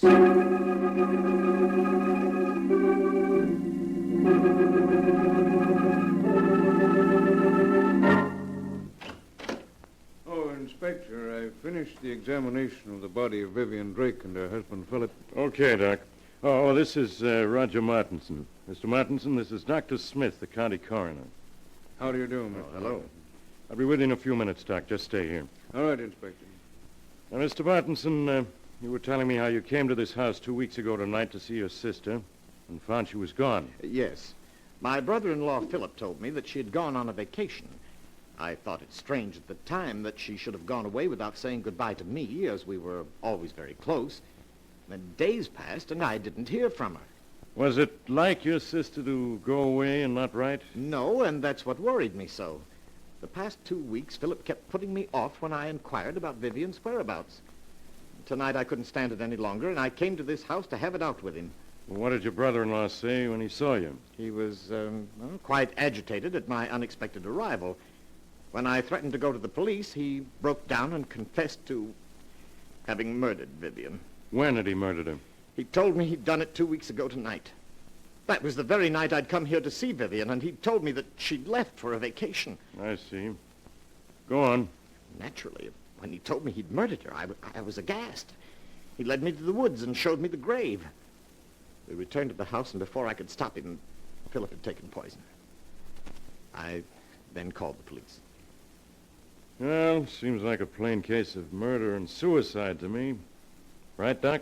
Perhaps, but Mr. Martinson, I was very much interested in what you had to say regarding the murder of your sister. You say that your brother-in-law confessed to murdering her 2 weeks ago tonight. Yes, that's correct. And you never saw her alive after that night? Oh, why, no, of course not. What are you getting at, Doc? Please, Inspector. Mr. Martinson, would you mind telling me where you live? Why, at 425 West 106th Street.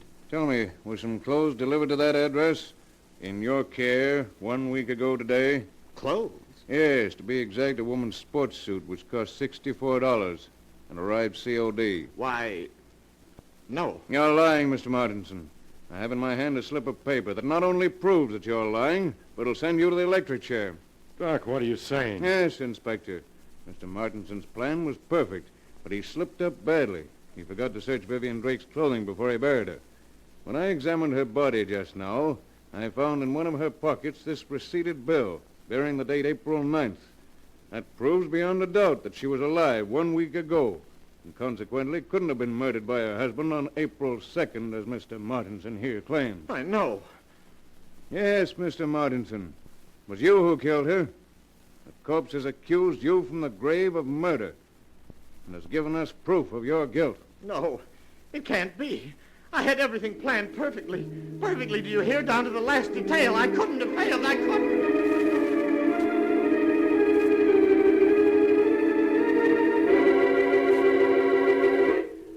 But Roger Martinson had failed, and all because of a mere sales slip that was found in a corpse's pocket. A dated sales slip that gave the lie to his testimony and sent him to the electric chair. For murder is always without, though it takes the dead themselves to tell of it.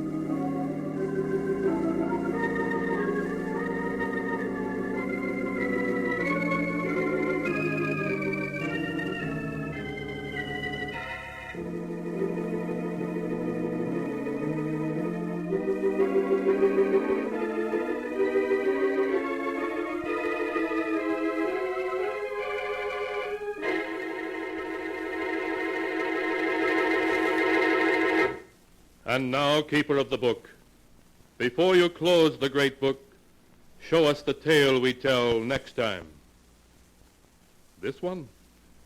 Ah, yes, an incredible story about a young married couple who bought an old New England colonial house, a house that was cursed with the evil spirit of a dead woman.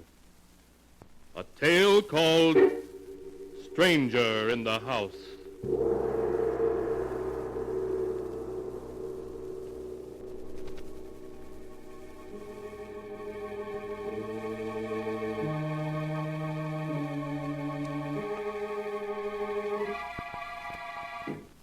Be sure to be with us again next time, when the sound of the great gong heralds another strange and exciting tale from The Sealed Book.